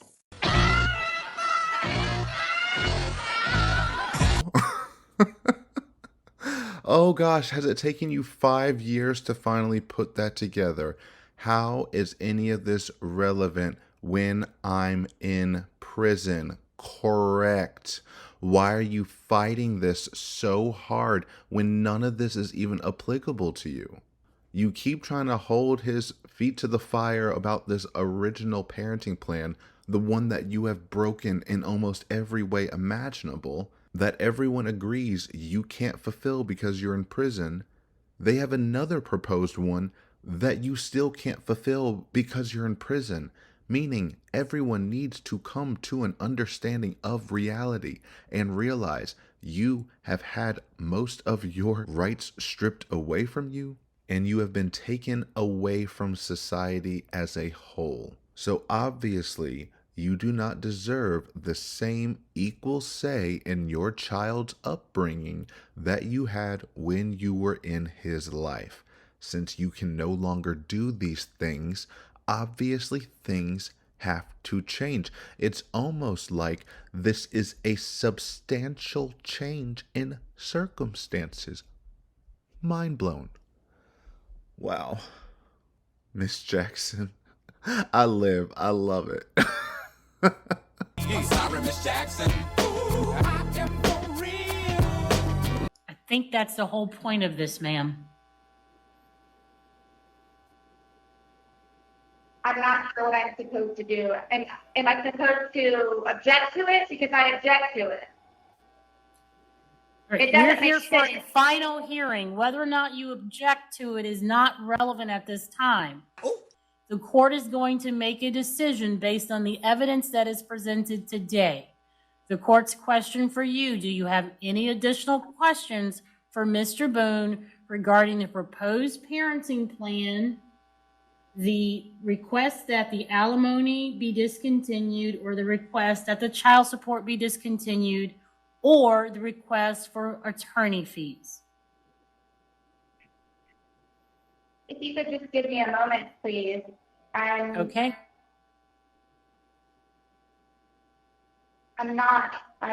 Forgive me, I don't know what I'm supposed to be doing with this relocation. For the relocation parenting plan, which I was not aware of, this was on our to-do list today. I thought it was the original parenting plan. I don't know what I'm supposed to do or how I'm supposed to answer this. Brian, how can I exercise every other weekend from Friday evening until Sunday evening between the respondent and the minor child? You can't. How can prisoner and respondent alternate winter break and Thanksgiving time sharing? You can't? Why has this been proposed in regards to relocation when I am here? Correct. That's exactly the point. And I always thought that his parenting plan was too nice to begin with.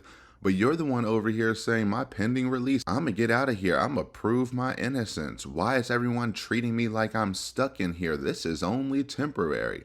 So they provide a parenting plan that factors in for that. And you're like, what? I just don't get how she doesn't get it. If you are this confused, this needed to be your first question, not have you ever included me in any decisions? That's not what we're here to talk about, whether you've been included on decisions or not. I have no idea what I'm supposed to do with this parenting plan. I thought we were talking about the original one. Why would we still be talking about the original one? You both were given an opportunity to submit a proposed parenting plan. You didn't do that. You were too busy writing letters complaining about your personal property that has nothing to do with this matter either. But you wasted all your time on the things you wanted to focus on. But also, it still doesn't make sense to me. Even if they went with the original parenting plan, she's still breaking the time-sharing obligations that was in the original parenting plan, which is pretty much the same because he just submitted an amended parenting plan, amending the original one. So he didn't go in and change all of your requirements. It's still the same, just other little things were changed so that he gets sole responsibility and they can just ignore the other stuff. But regardless, either way, you should have had these arguments prepared as to why you can't fulfill your time sharing and why you shouldn't have to. She's breaking the provision on both plans, so I don't see how this is so confusing. You could have written up a parenting plan that says, I want him to visit me on blank, blank, blank holidays and on this birthday and on this or whatever. You could have proposed your own terms. I want 2 to 3 calls a week and not just 1 call a week. I mean, you're not reasonable, so you would never actually propose that. You would say, I deserve at least 7 calls a week. Is that okay? Fine. What if I just called daily instead of 5, 6, 7, 8 times a day? Will that make you happy? But she chooses what to spend her time on, and it's the things that mean the most to her, and rarely does that actually do with her son, and solely or majority what her son can provide for her, whether individual love or whether access to other resources and funds. You ain't got no money. Woo.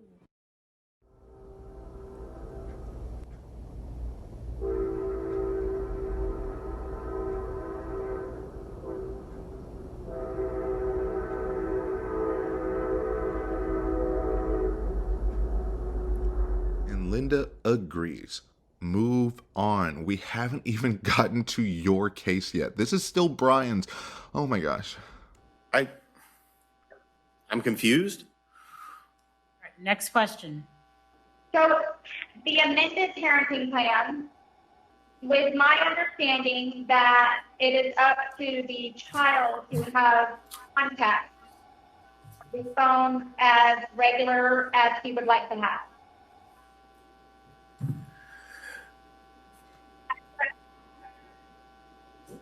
I don't think so. I don't think that's what we're proposing. It says the parties will coordinate a weekly phone call between the child and the mother. After all regular, consistent phone calls that he and I have been having, I tried calling 9 times today, 8 yesterday. now it's going to go down to one phone call. Yes. Do you think that would be detrimental to him, or do you think that would be helpful? No, I think every weekend you can call him and catch up on how his school week went and everything like that. Why are you doing that? Why is this happening? Because George is dead. Because I think that's all that's really necessary. And these phone calls start to add up. So in the past, we have been speaking to one another on a regular basis about everything. I try calling you every night with no answer. I call every night. Every night. I have been included in his life because he has decided to answer the phone call and you pay for the call. Tonight it rang and rang, then went to voicemail. Then voicemail directly when I called back. You don't want to talk to me? It makes no difference when it is, as it's the same thing on the weekends. Anytime I call you. Now, because of this, you're going to allow us one 30-minute phone call per an entire week. No, you can have 2 phone calls. You can have 2 back-to-back and talk to him for an hour. That's fine. And I mean, if it's a birthday or a Mother's Day or a holiday, I mean, yes, there will be other things worked in, but I don't think you need 7, 8 phone calls a week. I tried calling 9 times today, 8 yesterday. It's ridiculous. Is that due to payment or because it's harmful to speak to him that many times? Both. Damn, you walked right into that one yet again. What on earth did you think he was going to say? Did you think it was going to be like, no, it's not damaging to talk to him. It's just because I don't want to pay the 13 cents a minute. He wouldn't care about the 13 cents a minute if you were an actual positive influence in his child's life. If the son came back every time after talking to you and was just in a better mood and just felt good and light, I bet he would want you to talk to him more often. If they get into a fight being like, well, do you want to go call your mom, or do you want to talk to your mom when she calls you, and let that be your place of decompress and to find whatever, but you're not. Every time he gets off the phone, I bet he's rarely just elated and overjoyed. It's probably either neutral, maybe content, or absolutely depressed, because why? Or annoyed. Getting called by anyone that many times is going to wear down someone and make them not want to talk to you. What she's not getting is they're saying 1 phone call a week as a mandate and requirement. They don't want to be chained and court ordered to give you daily phone calls, which is what she asked for. And she tries to say, and any other time the minor child wants to include me. Again, making it sound like there's all these times the child has been begging to contact her, and the father is so mean against his mother, the woman who gave birth to his child, so mean, and she just wants daily phone calls and whenever the son wants to include her. Then all the text messages, why don't you ever want to include me, son? Love and effort? Please don't think I'm not trying. It's you who are not. I hope you answer sometime. I love you. Why? It's not like I'm asking you to grow a 3rd arm or lasso the sun. Just answer your phone. I hope one of your resolutions, if you have any, is to be nicer and respectful to your mom and to understand my feelings. Yes, I have feelings, and how much you crush them by not caring enough to simply plug in your phone. Stop being mean to me and not caring. I'm already going through so much, then to be disregarded and spat on by you is unspeakable, and for no reason. Why is this happening? Because George is dead. Do you delight in making me feel worse? Does it make your day knowing you make me cry and feel worthless to you? Who am I to you? Really ask yourself that. Punching bag? Daily joke? Unwanted friend? That's how you make me feel. Know that, son. I can't make you care. I can't make you love. It's your choice. Yours only. New year, new start, new everything. Your choice. Don't forget about me. Love always. Who am I? So the evidence and her words, yet again, always conflict. They rarely, if ever, just line up. And that's almost a skill, to be so contrarian to everything. That's why she's like, I don't know what I'm supposed to do with this relocation. You don't have to do anything. You are dead set on being opposed to it without any arguments. And like the lawyer said earlier, without any articulable reason to object to the relocation originally. And it's the same thing here with the parenting plan and with every other thing. She has no true articulable reason to object or oppose these, or she has no valid counter to it, as in, I don't want to agree to this, but I'll agree to blank. Understanding the logic behind the decisions, but still asking for something anyway. Meanwhile, you're just saying, I'm not going to propose any ideas. I'm just going to object and tell everyone to do more for me. And it has never worked. It's fallen flat every time. Well, it's never worked in the way she thinks, quote, working is. People give up so many times with her and just gives her what she's asking for. So she thinks she's getting these little wins, but they're not actually wins in the grand scheme of everything. When it comes to the hard copy discovery versus the digital versus the laptop versus the classroom versus the this and the that, she got a lot of small little victories because it didn't matter in the grand scheme of all of this. And so she's used to getting small little victories, thinking that wins the whole battle. So she only focuses on the smallest victory, completely missing the plot of why we are here. Well, I need you to admit that you willingly accepted the phone calls for 13 cents a minute. You willingly chose not to respond, so I have to use my son pawn. You willingly chose not to give me $1,000 a month when I should have been getting my money. Instead of realizing you are supposed to argue why you should be getting your money. Just saying you deserve it because the court said so is not a good enough reason, especially when you're talking to a new court who is asking you, why do you deserve this? But it's this kind of answering. She steps in it every time. It's just like in pre-trial for a criminal court case where she was trying to get unshackled and they brought the guy in who said, I reviewed your case. You were arrested in 2018 for third-degree domestic assault by strangulation, and said, I don't think you should be unchained.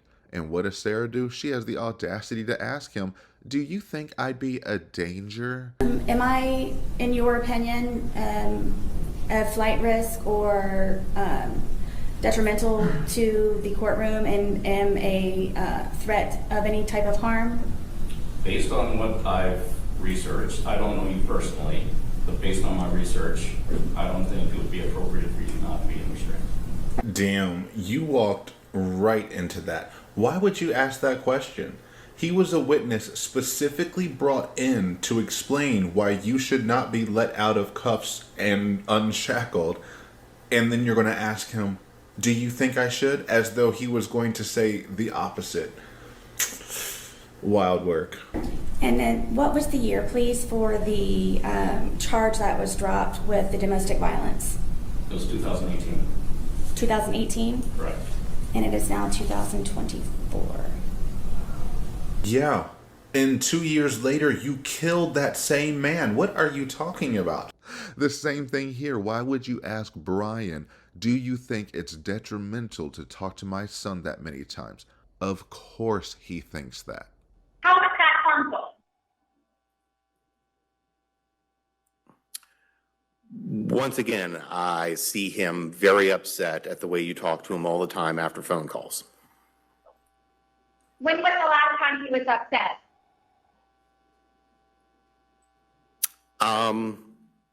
Probably about a week ago, because you didn't call all last week. Do you know my schedule of work while I'm located at DOC? No, of course I don't. What? Why haven't you asked about it? To know that. Because I don't care. What? Is it true that you just spoke to our son and told him that he has the authority to choose when to speak to me and how often? No. It's He his told decision. He told me he would like for it to work that way, but it can't work that way. He's a minor. Why do you not care? Because George is dead. Not intentionally. About you. Ma'am. I'm sorry, Your Honor. I'm sorry, Miss Jackson. We're way off target here. Let's move on to something else. If you're done, you're done. Yeah. Double homicide.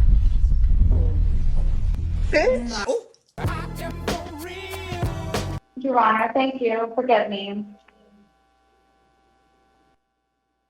Have you at all upheld any of the other items in the active parenting plan to date since of my incarceration?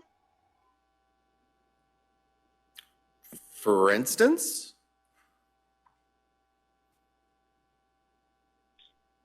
I'm going to object as to overbroad and Sustained. Ma'am, you have to ask a different question. Communication. Between parents, all communications regarding the child shall be between the parents. Okay. Have I tried all possible forms of communication in regards to phone calls, tablet messages, handwritten letters, texts from outside resources, etc., to try to communicate with you in regards to communicating with you about our son? Yes. Have you responded? You've already been over this. Next question. There is no next question. She doesn't have a next question because this is the only way she knows how to argue. Cyclical arguments that never end. You didn't agree with me on this argument, so we're going to circle back and do it again. I already admitted that I myself have broken the parenting plan, that rule that I specifically read out, that the communication is supposed to be between the parents. In the parenting plan, it says that you are not to use the child as a ploy or a mode of communication. How else am I supposed to communicate with you if not through our son? Well, haven't I tried everything else and third parties? Stop sending strangers who care so much about an inmate on trial and now convicted of murder. We, the jury, find the defendant guilty of murder in the second degree. That they will harass the ex-husband on her behalf to go harass your former husband on your behalf.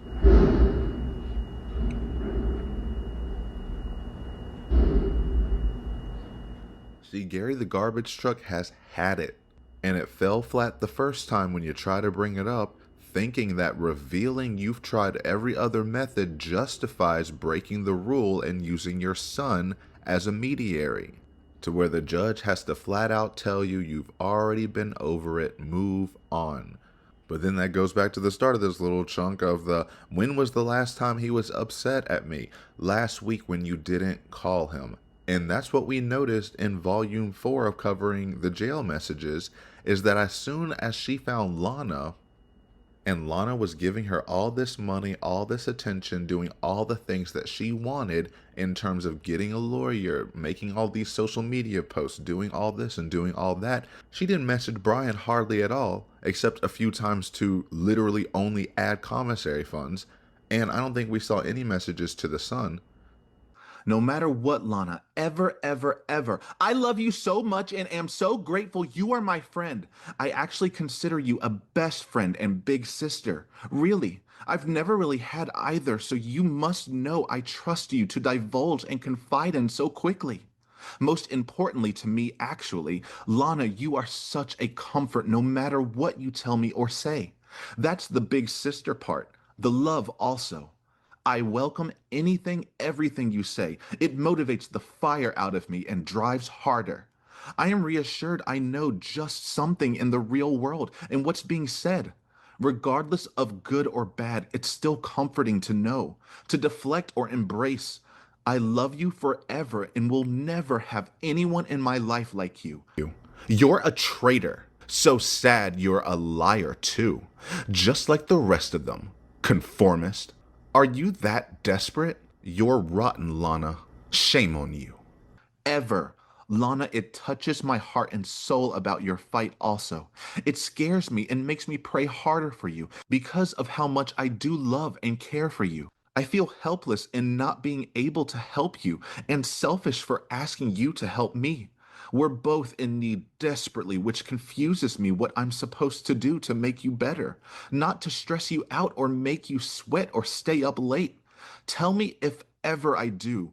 I apologize profusely if I have or am. Profusely. I really want to hug you. One day. I trust you with every fiber of my being. And if God didn't mean for you and me to be friends, he wouldn't have put us in each other's path, right? You are his disciple and diligent and honorable in innumerable ways. And clout is such a good word, smarty. Piss me off, push me, lift me up, hug me hard. Gonna love you lots always. Constructive criticism all day. You underestimate your worth to me. Thank you does not suffice. In the meantime, I will use you like God meant for me to. I will use you like God meant for me to. Because her needs were being fulfilled, which means her needs were not her son, it was the funds. You ain't got no money. Woo. That she could get by talking about the son. I can guarantee you all those third parties you had did not go there to talk about his son. And if they did, he should have called the police on their ass because who are you to try to hound me about my child? So, who else could you be hounding him about? Oh, you and your needs. And then tries another reframe of, well, didn't he tell you, or no, didn't you just say that he has the option of when he can talk to me? And we know what you do when he doesn't want to talk to you. If you are choosing not to talk to me, I wish you'd just man up and tell me so I can stop looking like the fool you are making me out to be by calling just to be yelled at, called names, or hung up on. Tonight it rang and rang, then went to voicemail, then voicemail directly when I called back. You don't want to talk to me? It makes no difference when it is, as it's the same thing on the weekends, anytime I call you. Please don't think I'm not trying. It's you who are not. I hope you answer sometime. I love you. So that just means if they did side with that and say, yes, you're right, the minor child gets complete control over when he gets to talk to you, then you would hound and belittle and tell him to man up and be honest. And do you want me in your life and this and that? Until he would say by your order and command and manipulation, I want to talk to mom every night, please. That's the only way I will show her that I love her too, almost a fraction as much as she loves me, please. And that's not going to happen. She is wasting so much time on this. And she hasn't said anything. She hasn't made any ground in any of this. For the active parenting plan, it says it may be modified or varied on a temporary basis when both parents agree and sign it in writing. Have you signed or written anything, or have I?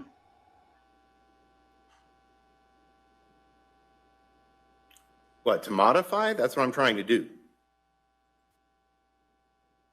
When the parents do not agree, the plan remains in effect until further order of the court. Has this been Ma'am, you're beyond the issues we're here on today, okay? Next question on those issues that I've gone over with you over and over again.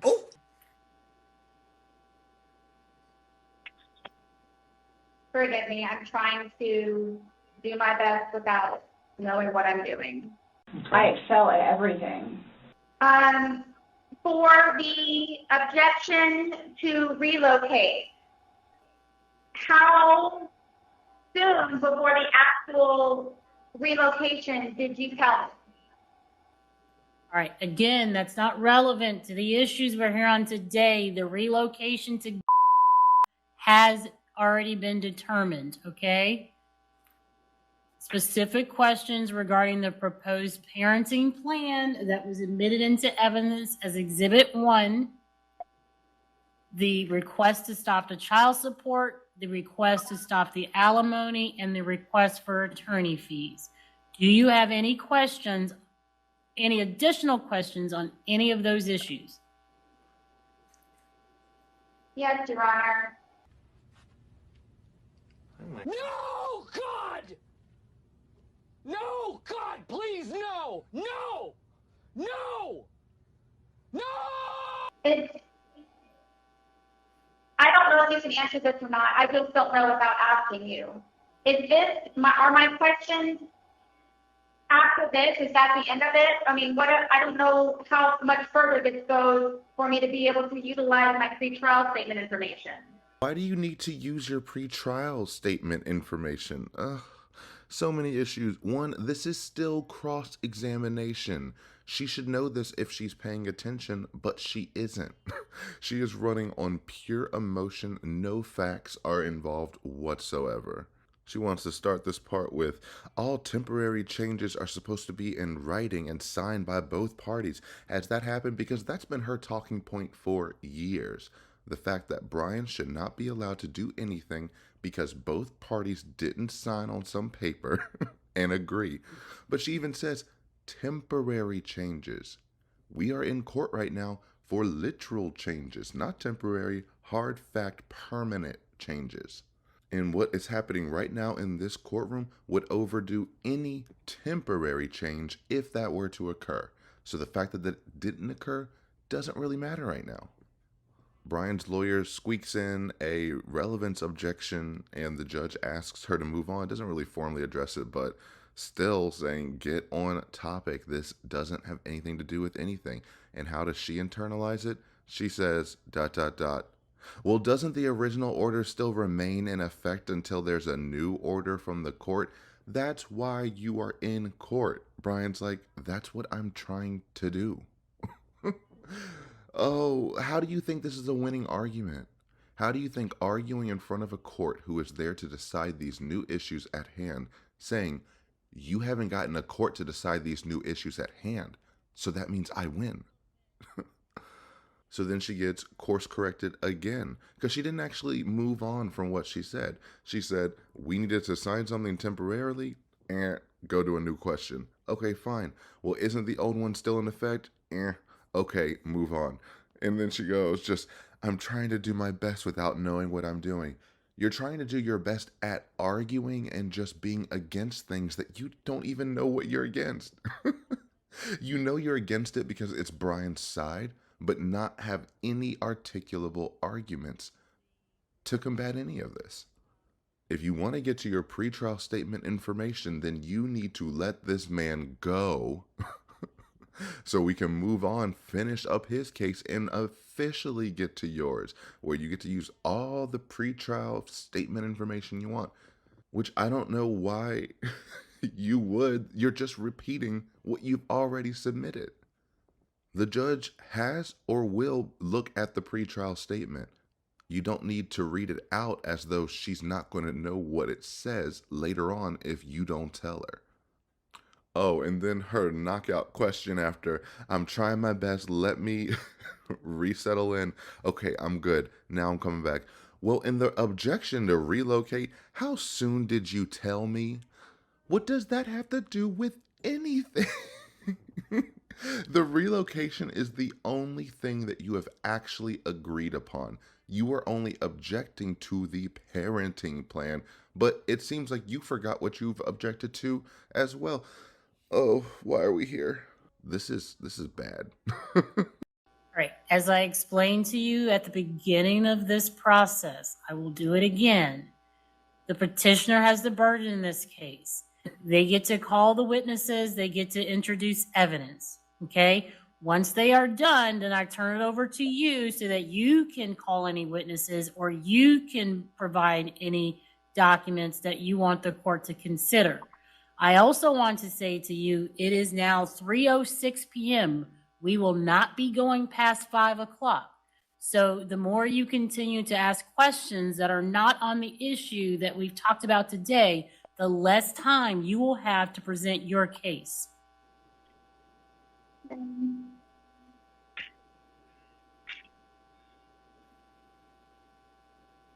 Okay. In regards to attorney fees, is having an attorney a choice? Yes? Were the dollar amounts that you put in my commissary account considered voluntary?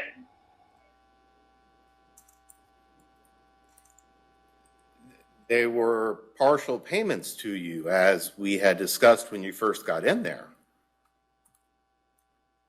On your pretrial memorandum, they're stated as voluntary. Objection, there's no question. Why? How many times that you can recall did I try to inquire about a guardian ad litem with you? Objection, relevance.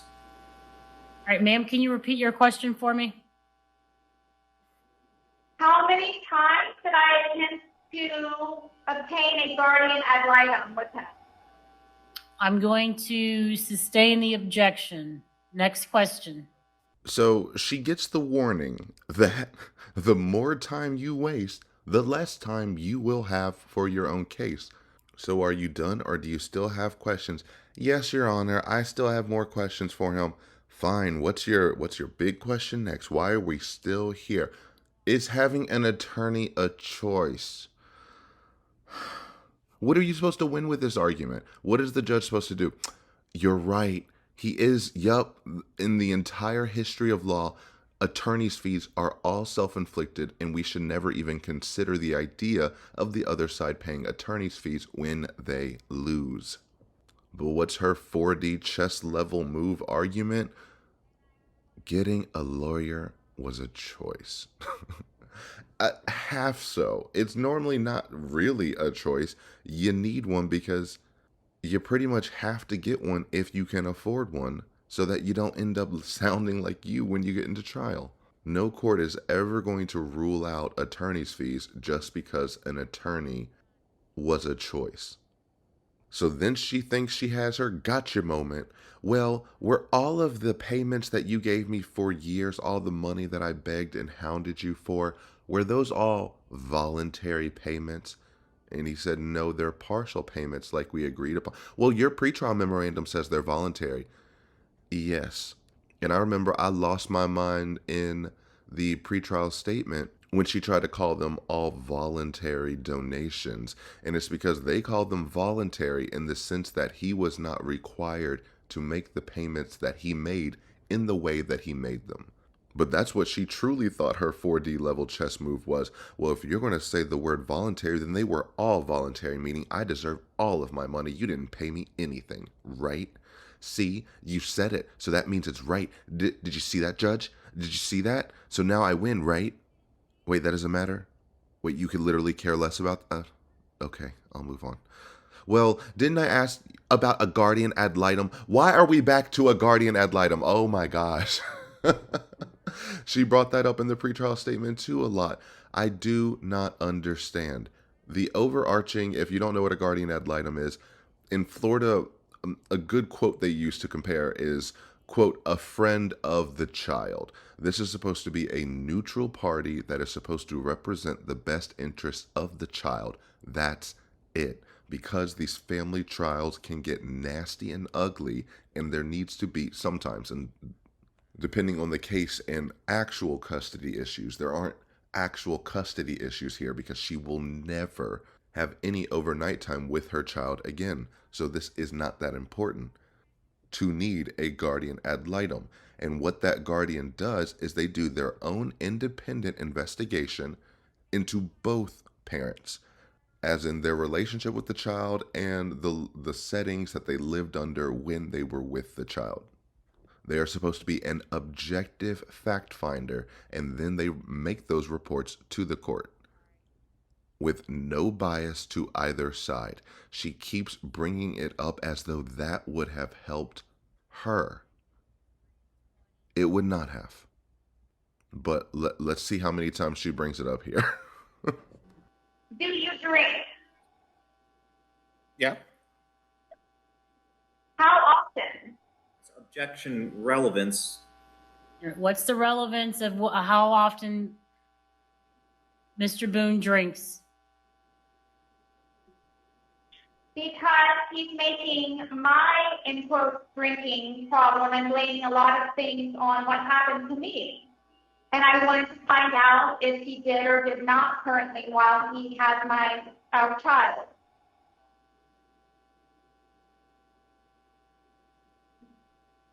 You want to know whether or not he drank while he had the child?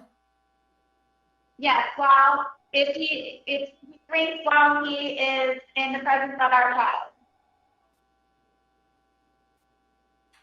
All right, I'm going to overrule, and I'm not letting this go too far astray. You can answer the question, sir. I have had a drink in front of our child before. Okay. Okay, why are you sounding so exacerbated there? This was your own question. You wanted to go in and try to get another gotcha of, do you drink? Well, you want to bring up my drinking. How about, do you drink about my... Yes, I've had a drink in front of our son. Oh, okay. What did she expect from that questioning? I guess she expected him to still keep fighting back so she can keep going because she's just in fight mode, and say, well, didn't you tell my son you like to drink rum and this and that, and you do this and you do that? And he's like, yeah, sure, okay. Standard drinking is not what is detrimental to the child's upbringing. Your alcoholic ass is what was detrimental. And the reason why it's such a big deal, and they're trying to say it's because of what happened to me, because that's what you said would happen to you. You said that all of this happened. You were only able to kill someone because of the alcohol, because of how drunk you always are, were, and wanted to be. Despite the fact of saying, I don't want to drink, try to mask your intentions or to cover up the issue that you've been trying not to address for years. Actually, probably decades at that point. So then you try to avoid the alcohol. You said it wasn't that, and then it was, and then it was. I can't get drunk. Number one, I do not want to get drunk. I don't want to drink. The occasional wine, whatever, or if it's a weekend, that's when you have a good time. You don't have to wake up the next day.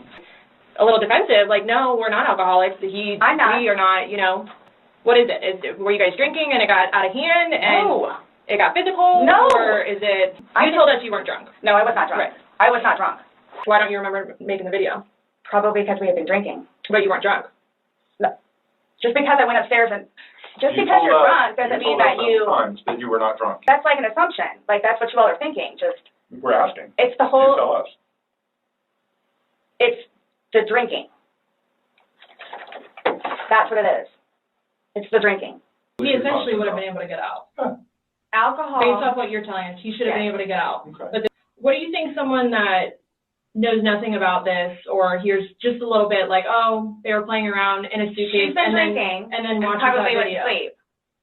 That's what happened. So you go to But bed to obviously do you what? can tell too that, like, I've been You go to drinking bed to also. do what? Okay.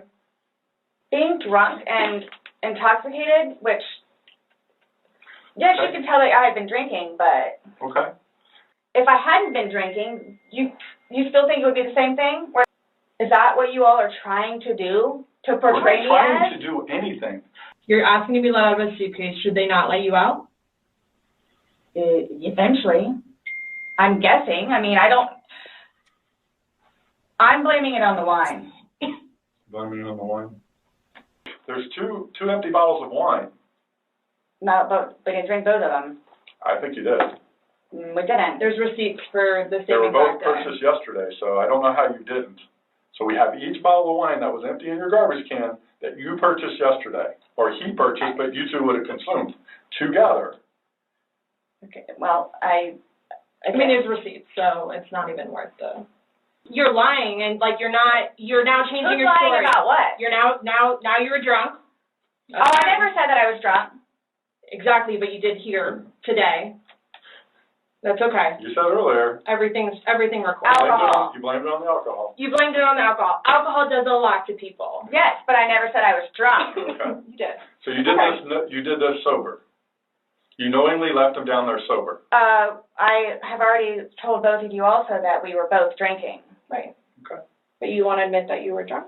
Is that? I'm telling you all both. This has changed my life. I will take this. It's about him when. See, that's the they thing have all too. this But stuff. you can clearly tell. You can clearly tell that I had been drinking some. You can clearly tell. I had several people that came up to me in that apartment complex said that you were drunk on a daily basis. Oh my gosh. Him Right. regularly. Right. See, and then it's all backfired on me. Like, it's all backfired on me. And I understand the severity of this. You did. It's awful, I know. Okay. It's awful. And I will tell you both this right now, too. I will never drink alcohol again. Okay. Like, I will never drink alcohol again. I don't care what it is in any way, shape, or form. You got up and you went up to bed. Alcohol is a shitty thing. It's alcohol. So Not, alcohol again, is the reason that you killed him? you all, Please sit down. listen to me. Please sit down. You all, listen. I'm through with alcohol. And it's unfortunate that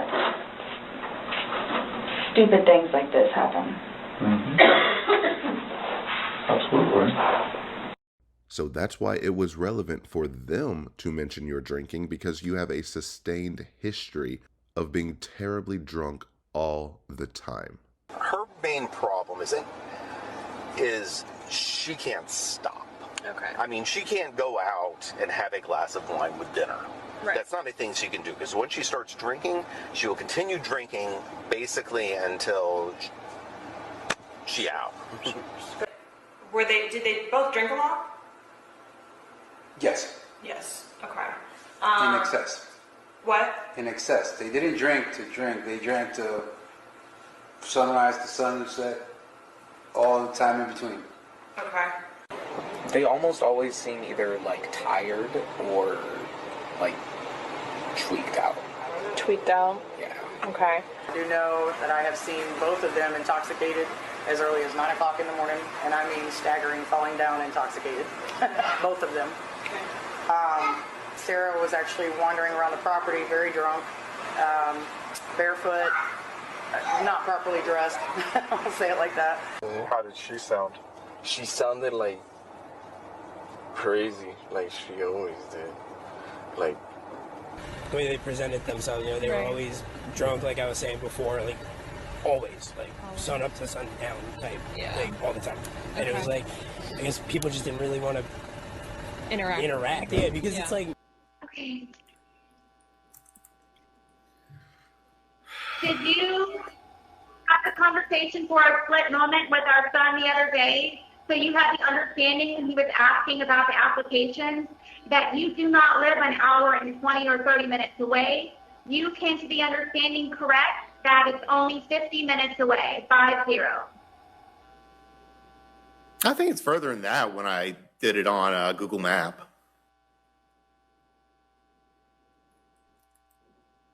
Your Honor, I'm not sure what else I'm supposed to do, so I guess I'm ending whatever part I'm supposed to be doing. All right. Any redirect? Let me just ask you that. No. All right. No redirect. We're going to stand in recess for 10 minutes. We'll come back at 3:20 p.m. Thank you.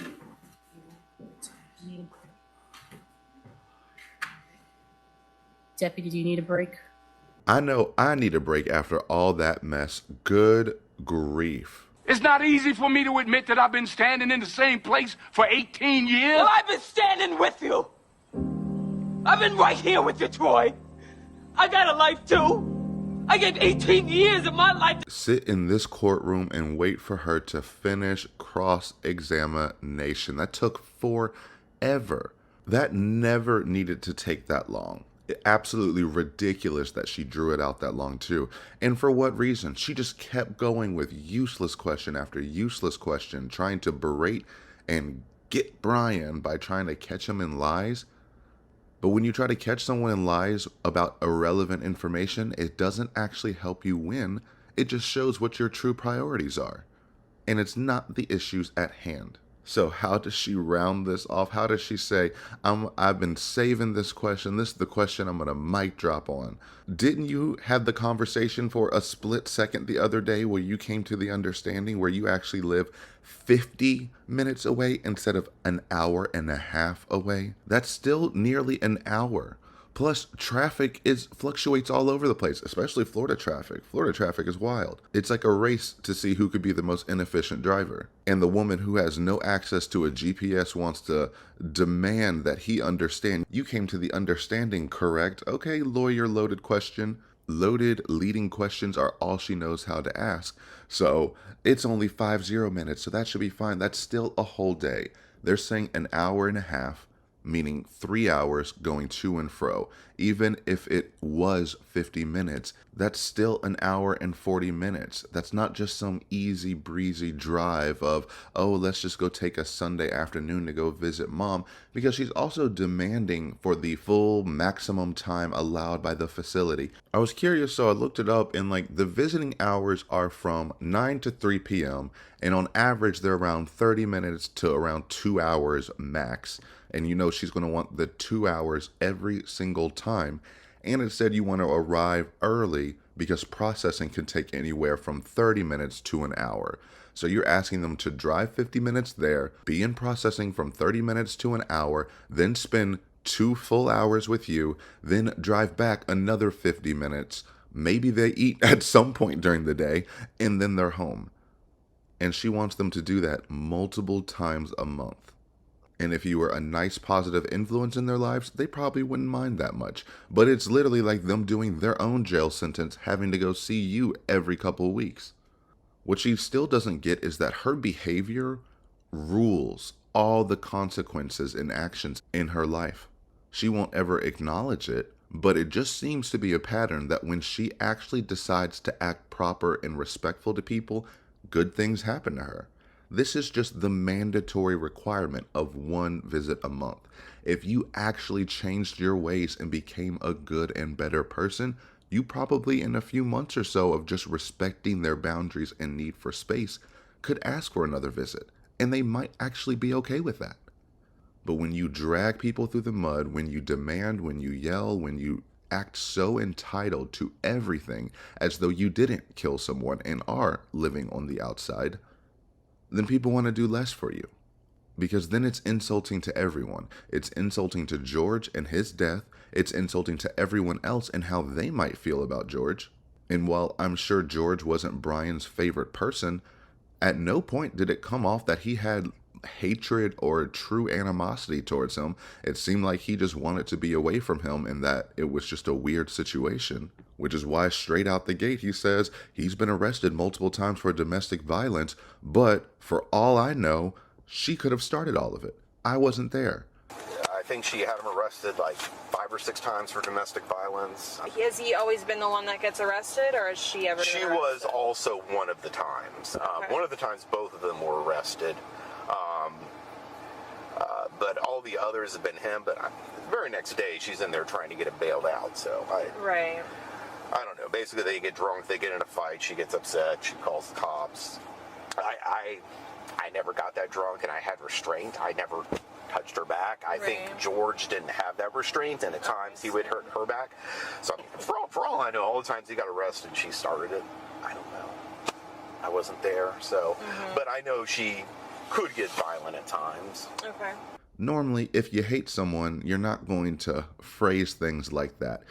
I got overwhelming indifference towards him, but at no point do I think he was happy this happened, approved that this happened, or think anyone deserves to go through what she put him through, which is why she's like, do you understand the domestic violence? And he goes, no, and then goes, well, yes, just not from the side you think.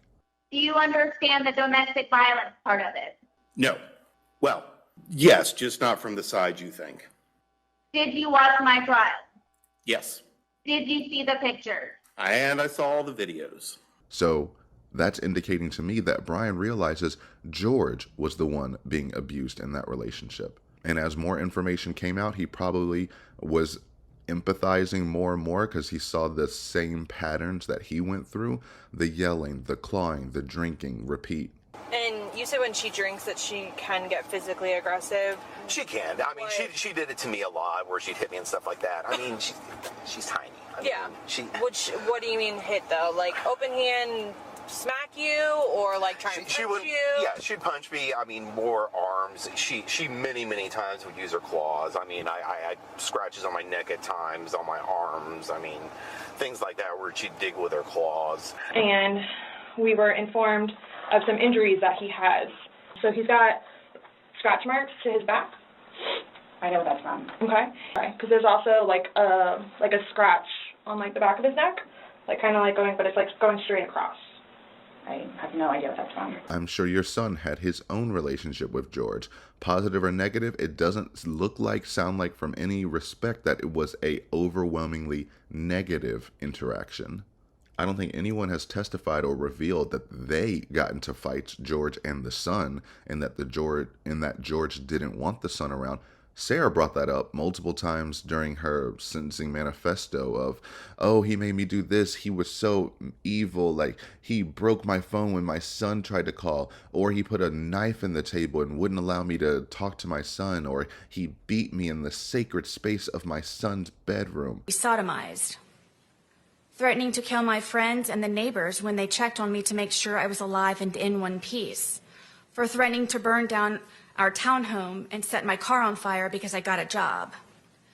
For holding me hostage on weekends my son was supposed to come over by keeping my keys around his neck, my phone in his crotch, and a butcher knife stuck in the middle of the table as a warning not to ask anything or try to leave. I forgive George for beating me senseless, for trying to sleep because I had to go to work or my son's field trip the next day, for ruining my deceased family's heirlooms, traditions, and keepsakes, my son's furniture, destroying the television we watched together, for wrecking our townhome by breaking windows, punching holes in the walls and doors, ramming his entire body into glass doors, kicking in my front and back door over and over and over, for breaking or removing the locks from all of the doors and sometimes the knobs altogether, so I had nowhere to feel safe, including the sacred space of my son's room where he beat me bloody on his bed. And truly, the real reason she lashed out so much at George after this, because yes, it was to cover her own ass, but I mean, she went to levels unheard of and unnecessary, even to lie and try to prove your innocence. She just went as far as she could, and she's mad because he was right. And she's mad that the world sees it and holds him in higher regard than her. And she can't stand it. She can't stand the fact that he called her out and said that she is not a mother. 4 times. He kicks the door open 4 times. And then what? And then what happens?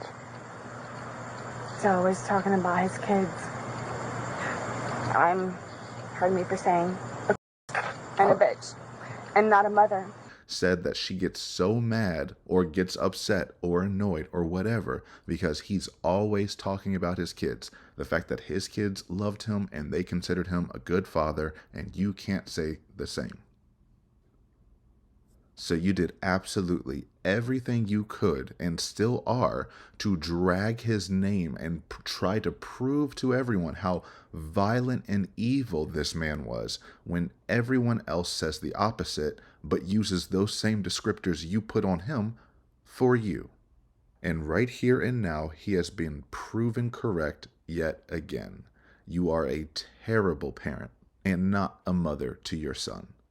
You are probably just as involved you are now as you were on the outside. And that was my theory about that whole night, that he said that she attacked him and ran away, called the cops on him, got him arrested, said, I want to have my son over. Oh, you're going to say I'm a bad mother? Well, look at me now. I introduced my son to the cop. He's going to be a cop one day too. Da-da-da-da-da. Who's this? He wanted to meet you. You know, actually tell him what you want to be when you grow up. Gonna be a cop? It's great to have, man. Stay out of trouble. Thank you. I'll call you later. That's night, your, night, termite. that's your I son? love you, baby head. Yes. Oh, with your ex-husband? Yes. Okay. My son can't come over here because he's here. Get him out. I want to see my son. It's not fair. I can have my son come over? It's your house. In here, and then you can go inside. Good? I can go inside. Well, after I bring him out, put him in my car. Found it. There we go. Take care. Yep. Insanity. He's just this monster that no one cooperates. As we saw earlier, he told Brian that he has witnessed verbal arguments between Sarah and George, but not that he was violent around her or aggressive towards the son themselves. All this to say, she acts like everyone should just forget about him, that they have no right to feel any kind of way they feel, and that there is absolutely no reason for them to treat her any differently, even though she continues to shit on his grave. No one wants to talk to someone like that. So it's never that she's asking for anything reasonable. It's always she wants the absolute most of what she can squeeze and get out of people. And when she squeezes too hard and people retaliate by taking away those options that she had, then she's floored. And so then after Brian answers, well, I think it's longer than that after looking it up on the GPS, you know, the thing he has and the car he actually drives and the traffic he actually has to deal with in the real world that you haven't been a part of for 5 years. Okay. And then that, well, I don't know what I'm supposed to be doing, so I guess I'm ending here. No one was going to tell you to stop. Did you think someone was going to say, I think you did a great job, you can wrap it up here? No. You chose to keep going. And that's why she really wanted to be in person, because she can't gauge people's reactions. And the way that she operates is she likes to take it to the edge and toe that line of acceptability and unacceptability. And she uses the side glances, the eye rollings, the sighs, and the avoided eye glances to realize, oh, maybe I should wrap it up. And now that she doesn't have that, she's just going and going and going and going, thinking that, well, as soon as I get him in a few gotcha answers and beat him down a little bit in front of the judge, then I'll be done. And when that didn't happen and he served you your ass yet again, we get the display that we just got. But finally, I'm so glad we are finally done with that never-ending cross-examination. Congratulations, Brian, you are done. You just need to sit back, chill, and relax. That was the last time you will ever be forced to respond to every one of her useless questions. And she knew that, and that's why I think she took a prolonged amount of time of, she's going through her Rolodex of, did I hit everything? Did I go through absolutely everything I need to go to?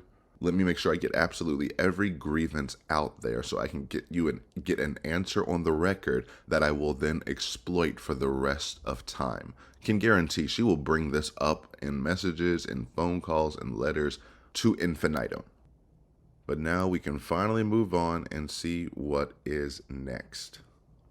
All right, and that is going to be it for this video. Like I said, I just wanted to make this a little shorter than the 9-hour video. I see right now we're at 3 hours, so, you know, it is what it is. I'm long-winded. It's always going to be long. But I hope you enjoyed this little truncated section where we just looked through her cross-examination. Be on the lookout in the future because hopefully Judge Jackson We'll drop that order tomorrow, hopefully, and we'll see, and I'll get to working on that. But until then, I'll just be releasing out smaller portions, little bite-sized, manageable portions of the overall larger video that was the family court trial. So if you enjoyed this little director's cut version, remember to like, comment, subscribe, dislike if you're feeling it. Until next time.